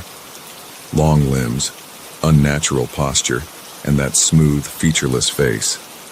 I deleted the photos, all of them. I scrubbed my hard drive, destroyed the memory card. I wanted no record of that night, no evidence of what I'd seen. But I can't erase the memory. Can't shake the feeling that I didn't just encounter something in that factory. I awakened it. And now, late at night when the world is quiet, I swear I can hear a faint shuffling outside my window. I don't go urban exploring anymore. Can't bring myself to enter abandoned buildings, even in broad daylight. Because now I know that sometimes, the places we think are empty are anything but. Sometimes, in the forgotten corners of our world, things wait, patient, hungry things that should not be. And sometimes, if you're very unlucky, you might just catch their attention. I've tried to rationalize what happened that night. Tried to convince myself it was all in my head, a product of fear and an overactive imagination. But deep down, I know the truth. I know that in that abandoned factory, I encountered something that defies explanation, something that shouldn't exist in our world. I've done research since then, diving deep into urban legends and conspiracy theories. I found whispers of similar encounters, stories of explorers who ventured into abandoned places and never returned or came back, changed. There are names for these entities, skinwalkers, wendigos, things that lurk in the spaces between what we know and what we fear. But names don't matter. What matters is that they're out there, waiting in the dark, empty places of our world. And once you've seen them, once you've caught their attention, you're never truly safe again. I've moved since that night, left the city entirely. I live in a small town now, surrounded by people and light. But even here, I can't escape the feeling that I'm being watched. That somewhere out there, that thing from the factory is looking for me, biding its time. So I keep my doors locked, my curtains drawn. I don't go out at night, and I never, ever explore abandoned buildings. Because I know now that sometimes, the most terrifying things aren't the ghosts of the past that linger in those forgotten places. Sometimes, it's the things that have always been there, waiting for someone foolish enough to disturb their slumber. If you're an urban explorer, if you're drawn to the allure of abandoned places, heed my warning. Never go alone. Always trust your instincts. And if you hear a shuffling in the darkness, if you catch a glimpse of something that shouldn't be there, run. Run, and don't look back. Because once they've seen you, once they know you're there, it might already be too late. As for me, I'll keep running, keep hiding. And I'll pray that one day the memory of that faceless figure will fade, that the sound of shuffling footsteps will no longer haunt my dreams. But deep down, I know the truth. Some things, once seen, can never be unseen, and some encounters change you forever, leaving you forever looking over your shoulder, forever wondering what lurks in the shadows of the world we thought we knew.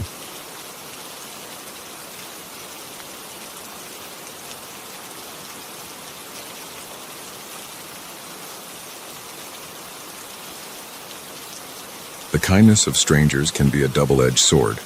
One moment, You're grateful for the help. The next, you're fighting for your life. I learned this lesson on a lonely stretch of road, where a good Samaritan's smile hid the darkest of intentions. It was supposed to be a simple road trip, just me, my old reliable car, and the open highway stretching out before me. I'd made this drive a dozen times before, visiting my sister who lived 3 states over. But this time, fate had other plans. The trouble started about halfway through my journey. The sun had set hours ago, leaving me alone with the hum of my engine and the occasional flicker of passing headlights. I was tired, but the coffee from my last rest stop was doing its job, keeping me alert enough to navigate the empty stretches of highway. That's when I heard it, a strange rattling sound coming from under the hood. I tried to ignore it at first, hoping it was just road debris or my imagination playing tricks on me. But as the minutes ticked by, the sound grew louder, more insistent. Then, without warning, my car began to sputter. The engine coughed and wheezed, and I felt the vehicle losing power. My heart sank as I realized what was happening. I managed to guide the car onto the shoulder just as it gave its final gasping shudder and died.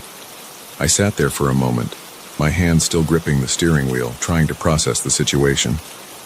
I was stranded in the middle of nowhere, my phone showing no signal, and the nearest town was miles away. Just as panic began to set in, I saw headlights approaching in my rearview mirror. Relief washed over me as a pickup truck slowed and pulled up behind me. Maybe my luck was turning around after all. A man stepped out of the truck, his features obscured by the glare of his headlights. As he approached my window, I could make out more details. He was tall, probably in his late 40s, with a scruffy beard and a worn baseball cap. "Having some trouble?" he asked, his voice gruff but not unkind. I nodded, trying to keep the desperation out of my voice. "Yeah, my car just died on me. I don't suppose you know anything about engines." He chuckled.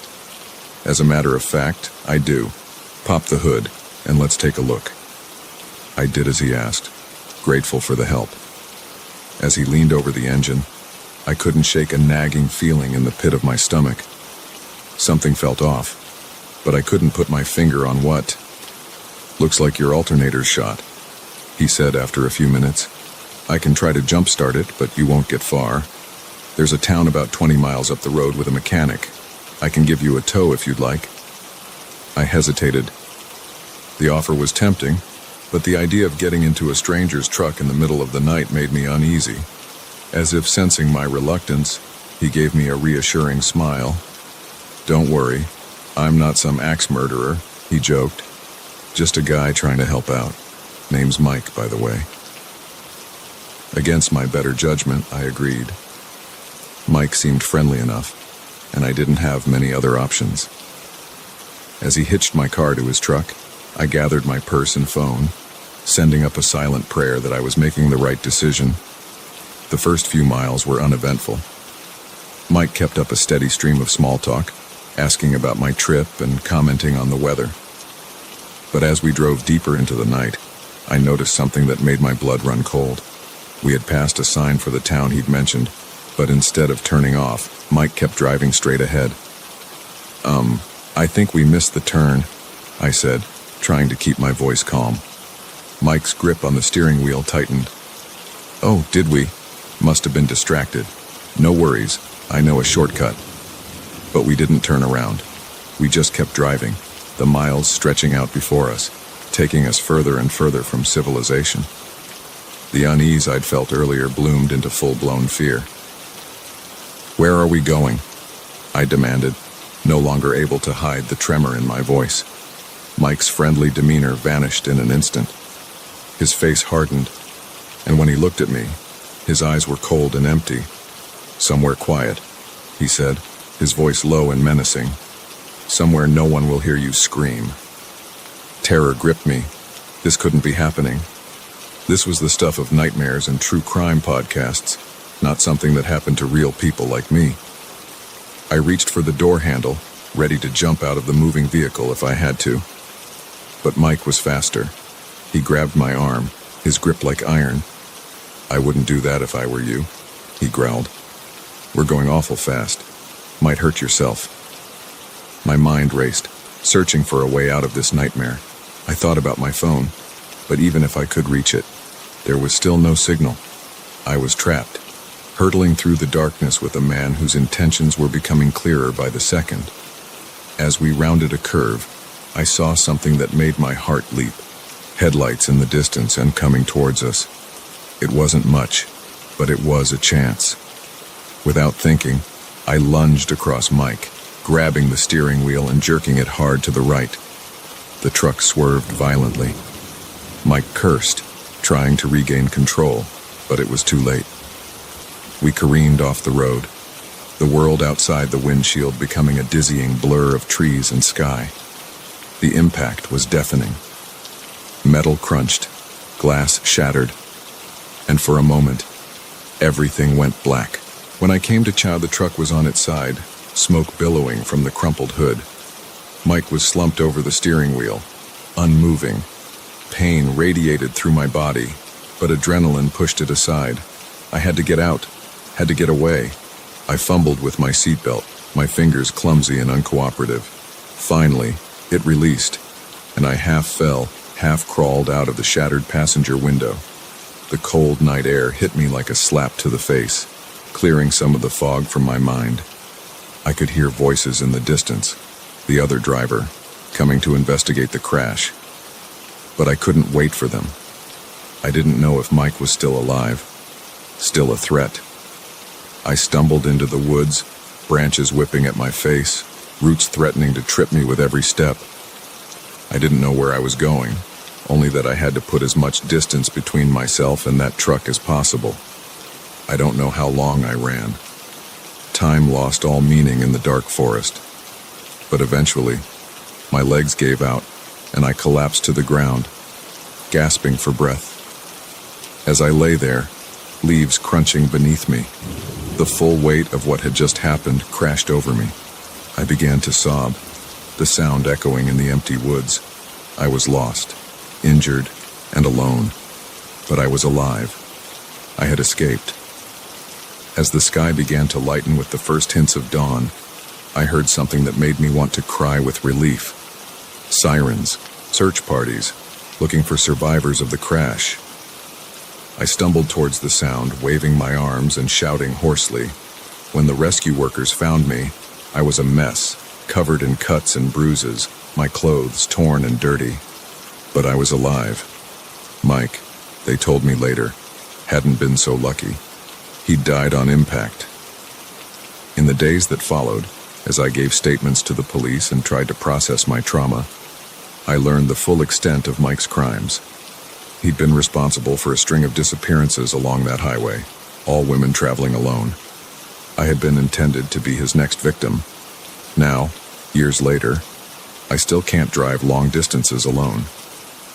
The sight of a pickup truck on a dark road is enough to send me into a panic attack. But I'm here, I'm alive, and I'm telling my story. Because the truth is, the world can be a dangerous place. Kindness can be a mask for cruelty, and help can be a trap. But we're stronger than we know, capable of fighting back even in our darkest moments. So if you're ever stranded on a lonely road, and a stranger offers help, remember my story. Be cautious, trust your instincts, and never, ever be afraid to fight for your life. Because sometimes, the difference between becoming a victim and becoming a survivor is a split-second decision to take control of your own fate. And to Mike, wherever his twisted soul ended up, I have one final message. You picked the wrong woman to mess with.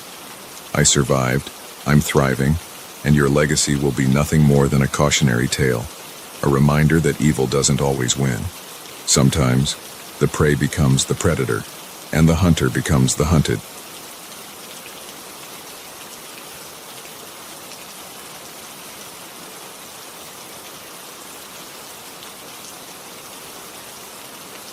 They say curiosity killed the cat, but they never mention what happens when the cat stumbles upon something it was never meant to find.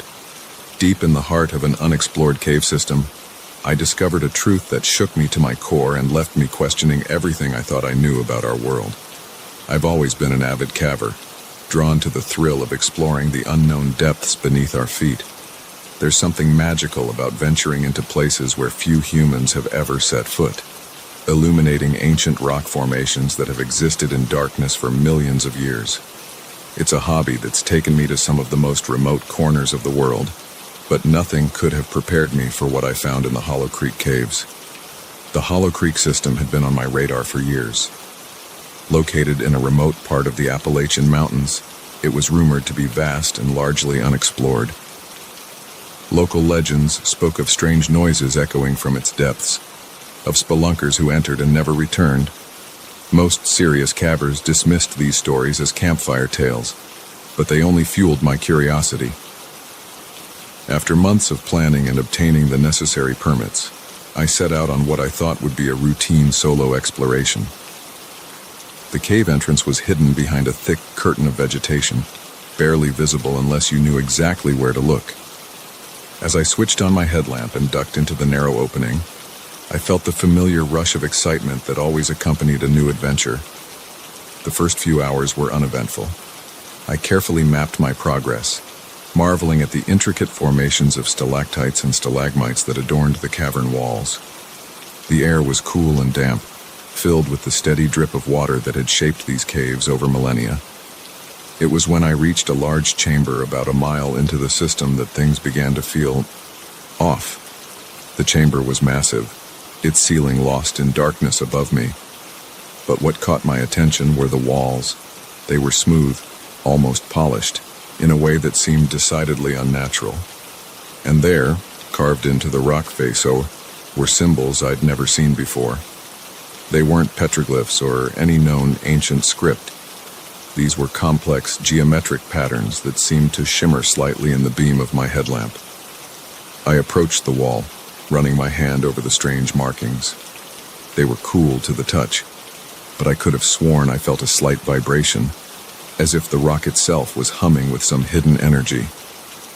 As I examined the symbols more closely, I noticed something else, a faint draft coming from behind the carved wall. My heart raced as I realized what this might mean. A hidden passage, perhaps leading to an entirely unexplored section of the cave. I searched the wall carefully, looking for any sign of an opening. After several minutes, I found it, a small indentation that, when pressed, caused a section of the wall to slide away with a grinding sound that echoed through the chamber. I hesitated at the threshold of this new passage. Every instinct honed from years of caving was screaming at me to turn back, to not venture into an unmapped area alone. But the allure of discovery was too strong. Taking a deep breath, I stepped through the opening. The passage beyond was unlike anything I'd ever seen in a natural cave. The walls were perfectly smooth, the floor level and even. It looked less like a cavern and more like a tunnel, carved by intelligent hands. My unease grew with every step, but so did my curiosity. As I ventured deeper, I began to hear something, a low, rhythmic pulsing that seemed to come from the very rock around me. It was barely audible at first, but grew louder as I progressed. The air, too, began to change. It became warmer, heavy with an electric charge that made the hair on my arms stand on end. After what felt like hours of walking, the tunnel opened into another chamber, and what I saw there stopped me in my tracks. The room was vast, its walls covered in the same strange symbols I'd seen earlier. But it was what lay at the center that truly defied explanation. A pillar of swirling energy rose from the floor to the ceiling, pulsing with colors I'd never seen before, colors that shouldn't exist.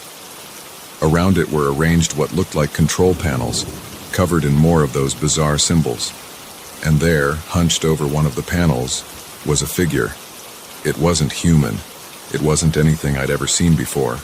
Tall and slender, with limbs that bent at impossible angles, its skin seemed to shift and ripple like the surface of an oil slick.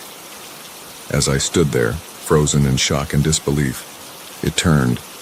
Where a face should have been, there was only a smooth, featureless expanse. Yet somehow, I knew it was looking right at me. I felt its gaze like a physical weight, pressing down on me, into me. For a moment that stretched into eternity, we stared at each other. Then, With a sound that was part shriek and part static, it began to move towards me. Its movements were jerky, unnatural, like a stop-motion animation brought to terrifying life. I ran like I'd never run before, my heart pounding so hard I thought it might burst from my chest. I could hear it behind me, that awful shrieking getting closer. The symbols on the walls seemed to blur as I raced past, and I swear I saw some of them move, rearranging themselves as if trying to block my path. I don't know how I found my way back to the main chamber.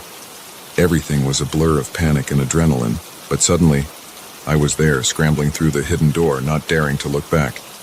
I didn't stop running until I burst out of the cave entrance, into the blessed light of day. As I stood there, gasping for breath, I turned to look back at the cave.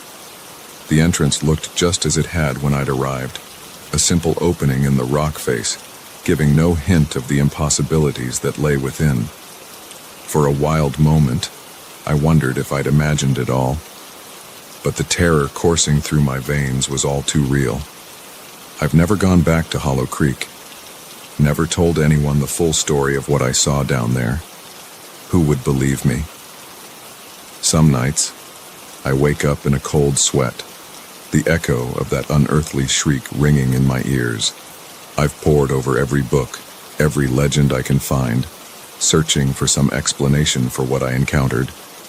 But deep down, I know the truth. There are things in this world, perhaps not even of this world, that defy all our understanding. The symbols haunt my dreams. Sometimes, I find myself absent-mindedly sketching them, only to rip up the paper in fear, because I can't shake the feeling that they're more than just writing. They're a key to something vast and ancient and utterly alien. I don't go caving anymore. Can't bring myself to venture into the darkness, knowing what might be lurking there. But sometimes, when I'm in a crowded city street or a busy shopping mall, I'll catch a glimpse of something out of the corner of my eye. A too-tall figure, a smooth, featureless face. It's gone when I turn to look, but I know it was there. There among us. Hidden, watching, waiting. For what, I don't know. But I do know this. The world is stranger and more terrifying than we can possibly imagine. And sometimes, the greatest dangers aren't the ones that lurk in the darkness, but the ones that hide in plain sight, just beyond the edge of our understanding. So if you're ever exploring a cave, and you come across symbols that shouldn't be there, or hear sounds that don't belong in our world, remember my story. Turn back, run, and pray that you haven't already been noticed by whatever watches from the shadows. Because once you've seen behind the veil, there's no going back. The knowledge will haunt you, change you, and leave you forever wondering what other secrets lie hidden in the dark places of our world.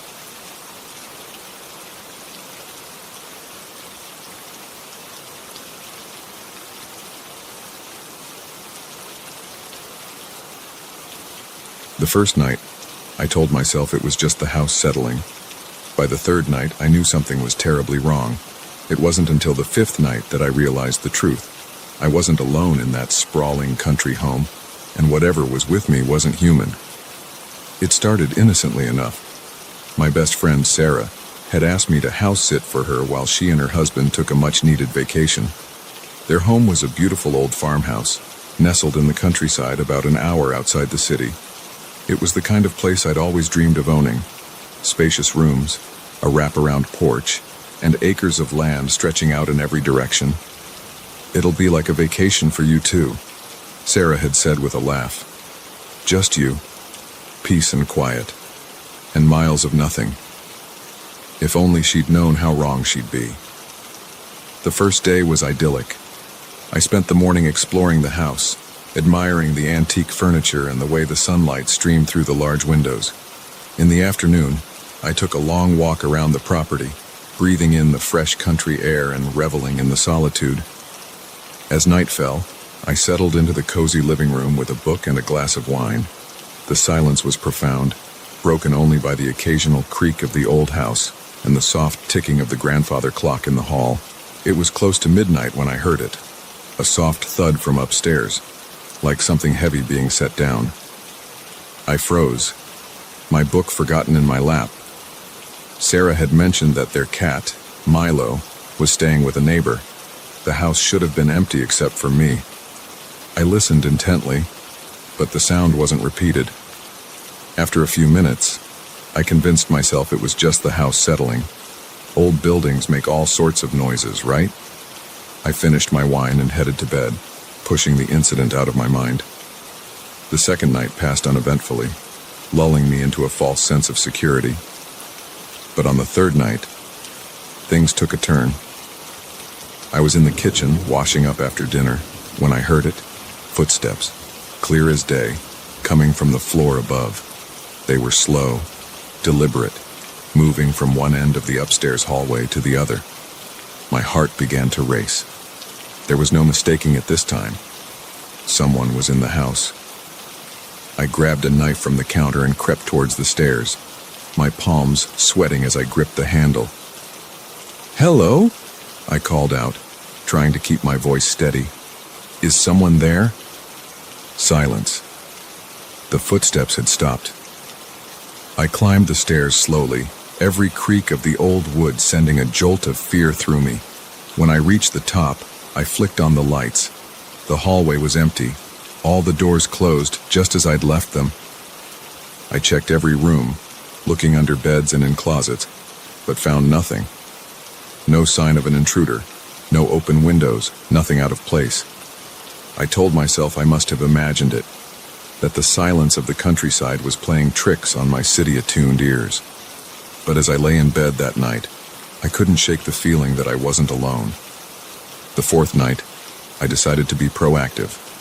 I double-checked all the locks, closed every curtain, and even set up a makeshift alarm system with empty cans by the doors. I was determined to catch whatever or whoever was causing these disturbances. Around 2 a.m., I was jolted awake by a crash from downstairs. My heart pounding, I grabbed my phone and the heavy flashlight I'd placed by the bed. As I crept down the stairs, I could hear movement in the living room, the sound of something being dragged across the floor. I burst into the room, flashlight beams sweeping wildly, ready to confront the intruder. But what I saw made me question my sanity.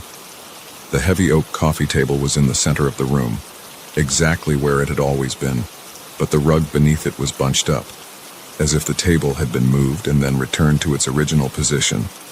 And there, on the hardwood floor, were marks. Long, deep scratches that hadn't been there when I'd gone to bed. I backed out of the room, my mind reeling. This wasn't possible. Furniture doesn't move on its own.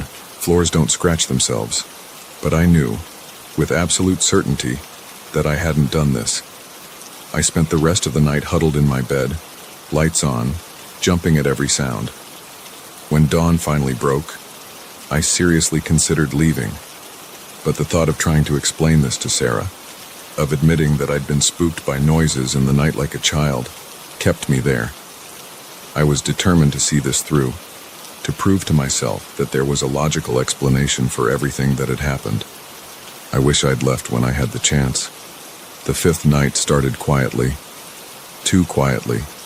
The usual nighttime sounds, crickets chirping, the rustle of wind through trees, were absent. It was as if the world outside had been muted, leaving only an oppressive silence. I was in the study, trying to distract myself with one of the many books lining the shelves, when I felt it, a sudden drop in temperature. The warm summer air turned icy, my breath fogging in front of me. Then I heard it, a sound that will haunt me for the rest of my days. It was a voice, but not like any human voice I'd ever heard. It was deep, resonant, seeming to come from everywhere and nowhere at once. "You don't belong here," it said, the words reverberating through my very bones. I spun around, my heart in my throat, but the room was empty. "Who's there?" I called out, my voice shaking. "Show yourself." A chuckle, low and menacing, seemed to emanate from the walls themselves. "Oh, but I have," the voice replied. "I've been showing myself all along. You just haven't been looking properly." As if in response to these words, The shadows in the corners of the room began to move. They stretched and twisted, taking on shapes that defied logic, limbs too long, angles too sharp to be human. I ran, out of the study, down the stairs, heading for the front door. But as I reached for the handle, I felt something cold wrap around my ankle. I looked down and screamed. A hand, dark as smoke and just as insubstantial, had emerged from the floorboards. As I watched in horror, an arm followed, then a shoulder. The thing pulling itself out of the floor was only vaguely humanoid, its form shifting and roiling like a storm cloud. Leaving so soon, the voice mocked, now seeming to come from the creature itself. But we've only just begun. I kicked free and yanked open the door, running out into the night. The cool grass under my bare feet, the fresh air on my face. For a moment, I thought I was safe. But then I turned back to look at the house. Every window was filled with writhing shadows, pressing against the glass as if trying to break free. And there, on the porch, stood a figure. Tall, unnaturally thin, with limbs that bent at impossible angles. Where its face should have been was only darkness, deeper than the night sky. It raised a hand, long fingers unfurling in a mocking wave. "Run all you like," the voice echoed in my head. "But remember, I was here first, and I'll be here long after you're gone." I didn't stop running until I reached the main road, my feet bloodied and my lungs burning. A passing motorist took pity on me, the wild-eyed woman in pajamas, and drove me to the nearest town. I never went back to that house. I called Sarah from a hotel room, babbling some excuse about a family emergency. She was understanding, concerned even, but I could hear the doubt in her voice. How could I explain what had happened? Who would believe me? It's been years now, but I still wake up some nights in a cold sweat, the echo of that unearthly voice ringing in my ears. I've moved to the city, surrounded myself with noise and light and people, but I can't shake the feeling that it's still out there, waiting. Sometimes, when I'm alone in my apartment, I'll catch a glimpse of something in the mirror, a shadow moving where it shouldn't, a figure just at the edge of my vision, and I'll remember the last words I heard as I fled into the night. "I'll be here long after you're gone." So if you ever find yourself alone in an old country house, and you hear noises you can't explain or see things that shouldn't be there, remember my story. Don't try to rationalize it. Don't try to be brave.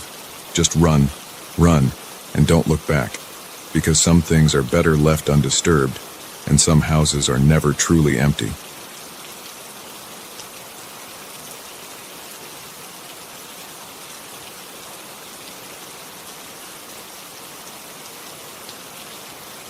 The old factory stood silent, a hulking shadow against the night sky.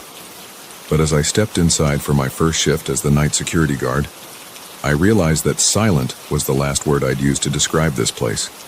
Some buildings sleep at night. This one came alive, and what stirred in its depths was never meant to be seen by human eyes. I needed the job. That's what I kept telling myself as I drove through the rusted gates of the abandoned Blackwater manufacturing plant. The economy had hit our small town hard, and jobs were scarce. When I saw the ad for a night security guard, I jumped at the opportunity. The pay was good, and the job seemed simple enough. Patrol the grounds, make sure no one broke in, report any suspicious activity. Easy, right? The manager who hired me, a nervous man named Frank, had been vague about why they needed security for an empty building. "Just a precaution," he'd said, not meeting my eyes. "Vandals, you know. Kids looking for a thrill." As I parked my car in the empty lot, I couldn't shake the feeling that Frank hadn't told me everything. The factory loomed before me, its broken windows like dead eyes staring down at me. A chill ran down my spine, but I shook it off. It was just an old building, nothing more. I let myself in with the key Frank had given me, the heavy door groaning as it swung open. The beam of my flashlight cut through the darkness, revealing a reception area thick with dust and cobwebs. Old machinery sat silently in the shadows, their once gleaming surfaces now dull and rusted. My footsteps echoed as I began my first round. The building was massive, a labyrinth of corridors and cavernous rooms filled with abandoned equipment. As I walked, I couldn't shake the feeling that I was being watched. Every creak and groan of the old structure set my nerves on edge. It was about 2 hours into my shift when I heard it, a sound that didn't belong, a soft whirring, like machinery coming to life. I froze, listening intently. It was coming from the East Wing, an area Frank had specifically told me not to enter. Common sense told me to ignore it, to continue my rounds and pretend I hadn't heard anything, but curiosity got the better of me. I found myself walking towards the sound, my flashlight beam dancing nervously ahead of me. As I approached the East Wing, the whirring grew louder.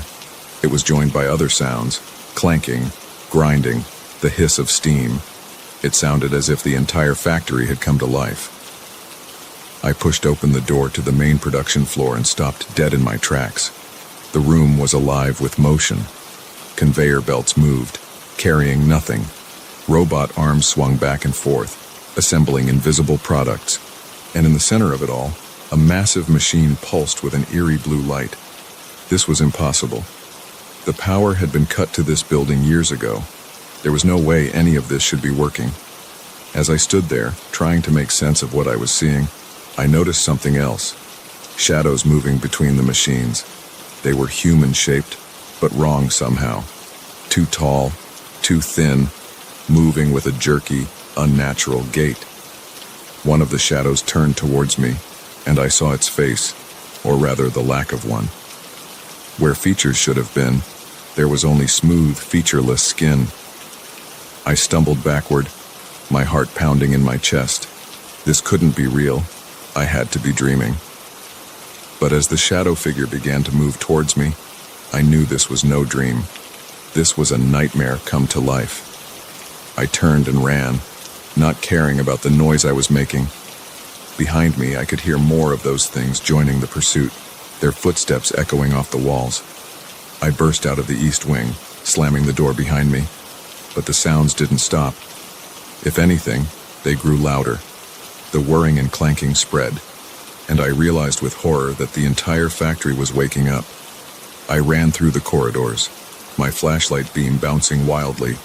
Machines I had passed earlier were now active, their gears grinding as they performed tasks for unseen masters.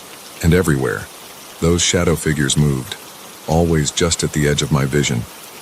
I finally reached the main entrance, my hands shaking so badly I could barely grip the door handle. As I yanked it open, I heard a voice behind me, a sound that was more in my head than in my ears. "You don't belong here," it said, its tone cold and inhuman. "This is our time." I didn't look back. I ran to my car, fumbling with my keys. As I peeled out of the parking lot, I glanced in my rearview mirror. The factory was fully illuminated now, every window blazing with that strange blue light. And there, standing in the doorway, was a group of those featureless figures, watching me drive away. I didn't stop driving until I was miles away, my hand shaking on the steering wheel. When I finally pulled over, I sat there for a long time, trying to make sense of what I had seen. None of it was possible. And yet, I knew with absolute certainty that it had all been real. I called Frank the next morning and quit. He didn't sound surprised. "Did you see them?" he asked, his voice barely above a whisper. "Yes," I replied, not needing to ask what he meant. There was a long pause. "I'm sorry," he finally said. "I should have warned you, but would you have believed me?" I didn't answer. I couldn't. Because the truth was, if he had told me what really happened in that factory at night, I would have thought he was crazy. In the weeks that followed, I tried to forget what I had seen. I told myself it was stress, lack of sleep, maybe something I had eaten. But deep down, I knew the truth. Something was happening in that old factory, something that defied explanation. I've done research since then, diving into old town records and local legends. I found whispers of strange occurrences dating back to when the factory was first built. workers who disappeared without a trace, machinery that operated on its own, and always, sightings of those featureless figures. Some nights, I wake up in a cold sweat, the echo of grinding gears and inhuman footsteps ringing in my ears. I'll look out my window, half expecting to see those shadow figures standing in my yard, watching me with their non-existent eyes. I don't know what they are or what they want. Are they ghosts? Aliens? Some kind of interdimensional beings? All I know is that they exist, and they're still there, in that old factory, doing whatever it is they do when the sun goes down. I've thought about going to the authorities, but who would believe me? And more importantly, what if they investigated and disturbed whatever fragile balance exists between our world and whatever world those things come from? So I keep my secret, and I warn people to stay away from the old Blackwater plant. It's not safe, I'll say. The structure's unstable. It's not the whole truth, but it's enough to keep people away. And that's what matters. Because some things are better left undisturbed, some secrets are better left uncovered, and some places, like that old factory, are meant to be left alone when night falls. If you ever find yourself driving past an abandoned building late at night, and you see lights on when there shouldn't be any, or hear machinery running when everything should be silent, remember my story. Don't investigate. Don't let curiosity get the better of you. Just keep driving, and be grateful that the barrier between our world and theirs remains intact. For now.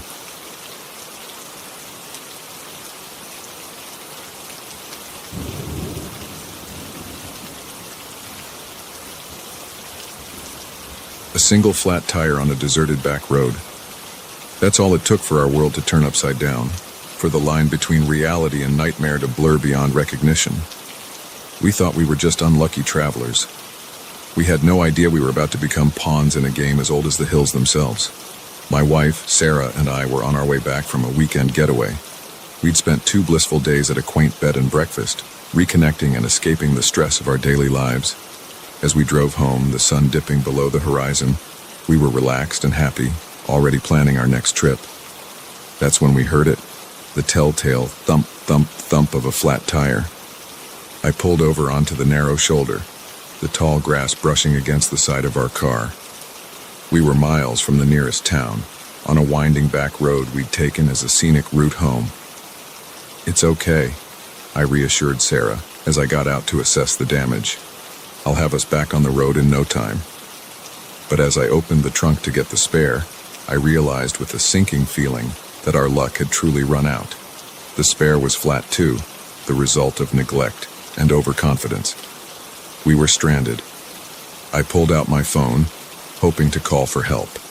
But there was no signal. Of course. Why would anything go right at this point? We'll just have to wait for someone to drive by, I said, trying to sound more confident than I felt. Someone's bound to come along eventually. Sarah nodded, but I could see the worry in her eyes. The road was deserted, and the encroaching darkness made the surrounding woods seem ominous and forbidding. As we stood there, debating our options, I noticed something strange. Carved into the trunk of a nearby tree was a symbol, a crude circle with a line through it. I wouldn't have thought much of it, except I suddenly realized I'd seen the same symbol a few miles back, spray-painted on an old barn. "Hey, Sarah," I called out. "Come look at this." She walked over, her brow furrowing as she examined the carving. "Weird," she muttered. "Do you think it means something?" Before I could answer, we heard the sound of an approaching vehicle. Relief washed over me as I saw headlights appear around the bend. It was an old pickup truck, slowing down as it neared us. The driver, an older man with a weathered face and a worn baseball cap, rolled down his window. "You folks having some trouble?" he asked, his voice gruff but not unkind. I explained our situation, and he nodded sympathetically. "Tell you what," he said, "I've got a pump in the back. Let me see if I can get that spare inflated for you." As he worked on the tire, making small talk about the weather and the tricky nature of these back roads, I couldn't shake a growing sense of unease. Something about this whole situation felt off, but I couldn't put my finger on why. That's when I noticed it. Another of those strange symbols, this time painted on the side of the man's truck. It was partially obscured by mud, but unmistakably the same design. I was about to mention it to Sarah when I heard the sound of another vehicle approaching, and another, and another. Within minutes, we were surrounded by a half-dozen cars and trucks, all having appeared as if from nowhere. The drivers got out, forming a loose circle around us. They were a mixed group, men and women, young and old, but they all had the same blank expression, the same unsettling stillness. The old man straightened up from his work on the tire, a smile spreading across his face that didn't reach his eyes. "Well now," he said, his voice taking on a strange, sing-song quality. "Looks like we've got ourselves some visitors." Sarah grabbed my arm, her fingers digging into my skin. "John," she whispered, "we need to leave, now." But there was nowhere to go. We were hemmed in on all sides, the circle of silent observers slowly closing in around us. "What's going on?" I demanded, trying to keep the fear out of my voice. "What do you want from us?" The old man chuckled, a sound devoid of any real mirth. "Want? Oh, we don't want anything from you. You're the ones who came to us, remember? You're the ones who saw the signs." "Signs?" Sarah asked, her voice trembling. "You mean those symbols?" A murmur ran through the crowd, and I saw several of them nod approvingly. "Smart girl," the old man said. "Yes, the symbols. Markers for those who know how to look. Invitations, you might say." "Invitations to what?" I asked, though a part of me didn't want to know the answer. The old man's smile widened, revealing teeth that seemed too sharp, too numerous. To the gathering, of course, to the harvest. As he spoke those words, the air around us seemed to change. The temperature dropped, and a mist began to rise from the ground, swirling around our feet. The people surrounding us started to chant, a low, rhythmic sound that seemed to vibrate in my bones. I looked at Sarah, saw the terror in her eyes that must have mirrored my own. This couldn't be happening. This had to be some kind of sick joke or a hallucination. But the chill in the air, the growing pressure in my head, it all felt terrifyingly real. "Please," I said, hating the pleading tone in my voice. "We don't want any trouble. Just let us go and we'll forget this ever happened." The old man laughed, and this time, the others joined in. It was a horrible sound, more akin to the cawing of crows than human laughter. "Oh, my boy," he said, shaking his head as if I'd said something terribly naive. "And it's far too late for that. You've been chosen. The old ones are hungry, and you've wandered right into their feeding grounds." As he spoke, I began to notice changes in the people around us. Their features seemed to blur and shift, becoming less human with each passing second. Limbs elongated, fingers stretching into claws, and their faces, God, their faces began to melt away, leaving smooth, blank expanses of skin. Sarah screamed, the sound piercing through the chanting. I grabbed her hand and made a desperate lunge for the gap between two of the creatures, hoping against hope that we could break through their circle. For a moment, I thought we'd made it. We burst through the line, our feet pounding against the asphalt as we ran blindly into the night. But then I heard it, the sound of pursuit. Not the heavy footfalls I expected, but a sort of slithering, squelching noise that turned my stomach. We ran until our lungs burned, until the taste of blood filled my mouth. But no matter how fast we went, the sounds behind us never faded. If anything, they grew closer. Just as I thought we couldn't go on, I saw lights ahead, a gas station, its fluorescent glow a beacon of hope in the darkness. We stumbled towards it, gasping for breath. As we burst into the harsh light of the parking lot, I risked a glance behind us. What I saw nearly stopped my heart. The road behind us was empty, no pursuers, no monstrous creatures, just an empty stretch of asphalt disappearing into the darkness. The attendant looked up as we crashed through the door, his eyes widening at our disheveled appearance. "You folks okay?" he asked, already reaching for the phone. I opened my mouth to explain, to pour out the insane story of what had just happened. But as I met Sarah's eyes, I saw the same realization dawning there that I felt. Who would believe us? We'd sound crazy, possibly drunk or high. "Flat tire," Sarah managed to gasp out. "Had to run to find help." The attendant nodded sympathetically, buying our story without question. As he called a tow truck for us, I sank into a chair, my mind reeling. What had we just experienced? Was it real, or some shared delusion brought on by stress and the isolation of that dark road? But as I sat there, I felt something in my pocket, something that hadn't been there before. With trembling fingers, I pulled it out. It was a small wooden disc, and carved into its surface was that same symbol, a circle with a line through it. I quickly shoved it back into my pocket, my blood running cold, because I knew then that it had all been real, and I knew that somewhere out there, in the darkness beyond the lights of civilization, they were waiting for the next unwary travelers to see their signs, to stumble into their trap. We never drove down back roads again after that night.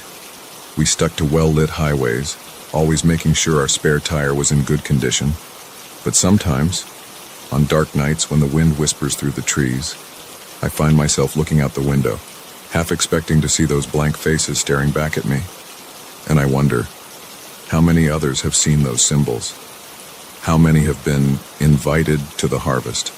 And most chillingly of all, how long before they decide to bring their ancient, hungry gods to the cities where the hunting grounds are so much richer?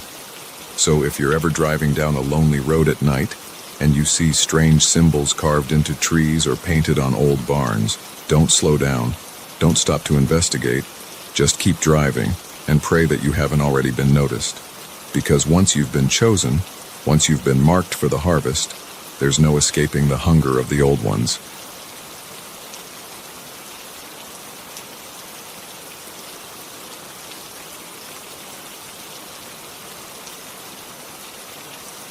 The wilderness was supposed to clear my mind, not fill it with terror.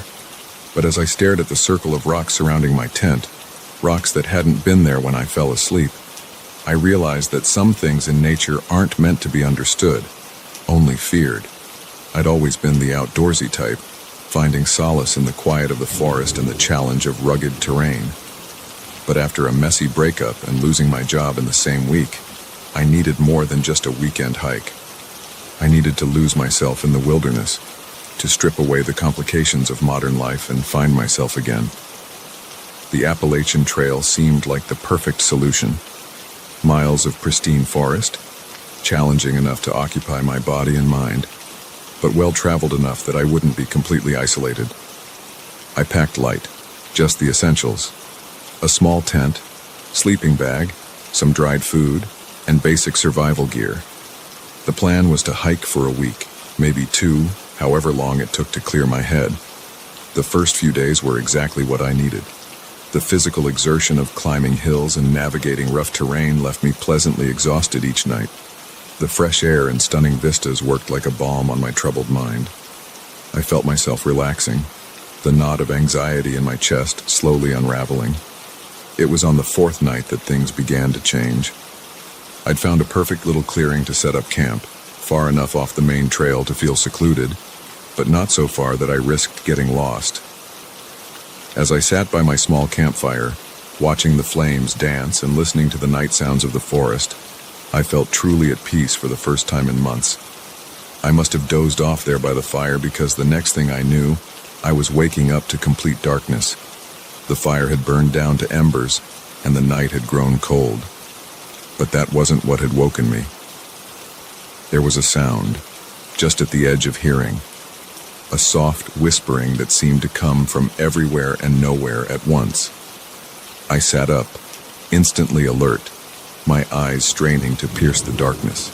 The whispering continued, rising and falling like waves on a shore. I couldn't make out words, but there was a rhythm to it, almost like chanting. "Hello?" I called out, my voice sounding thin and scared in the vast silence of the forest. "Is someone there?" The whispering stopped abruptly. The silence that followed was so profound, it felt like a physical presence, pressing in on me from all sides. I fumbled for my flashlight, my hands shaking as I clicked it on. The beam cut through the darkness, illuminating the trees around my campsite. There was nothing there, no sign of anyone or anything that could have made those sounds. But as I swept the light around, something caught my eye, There, just at the edge of the clearing, was a small pile of rocks. I frowned, certain that hadn't been there earlier. It was a simple stack, just 5 or 6 stones balanced on top of each other. Probably just some fellow hiker marking the spot, I told myself. But even as I thought it, I knew it wasn't true. I'd chosen this spot precisely because it was off the beaten path.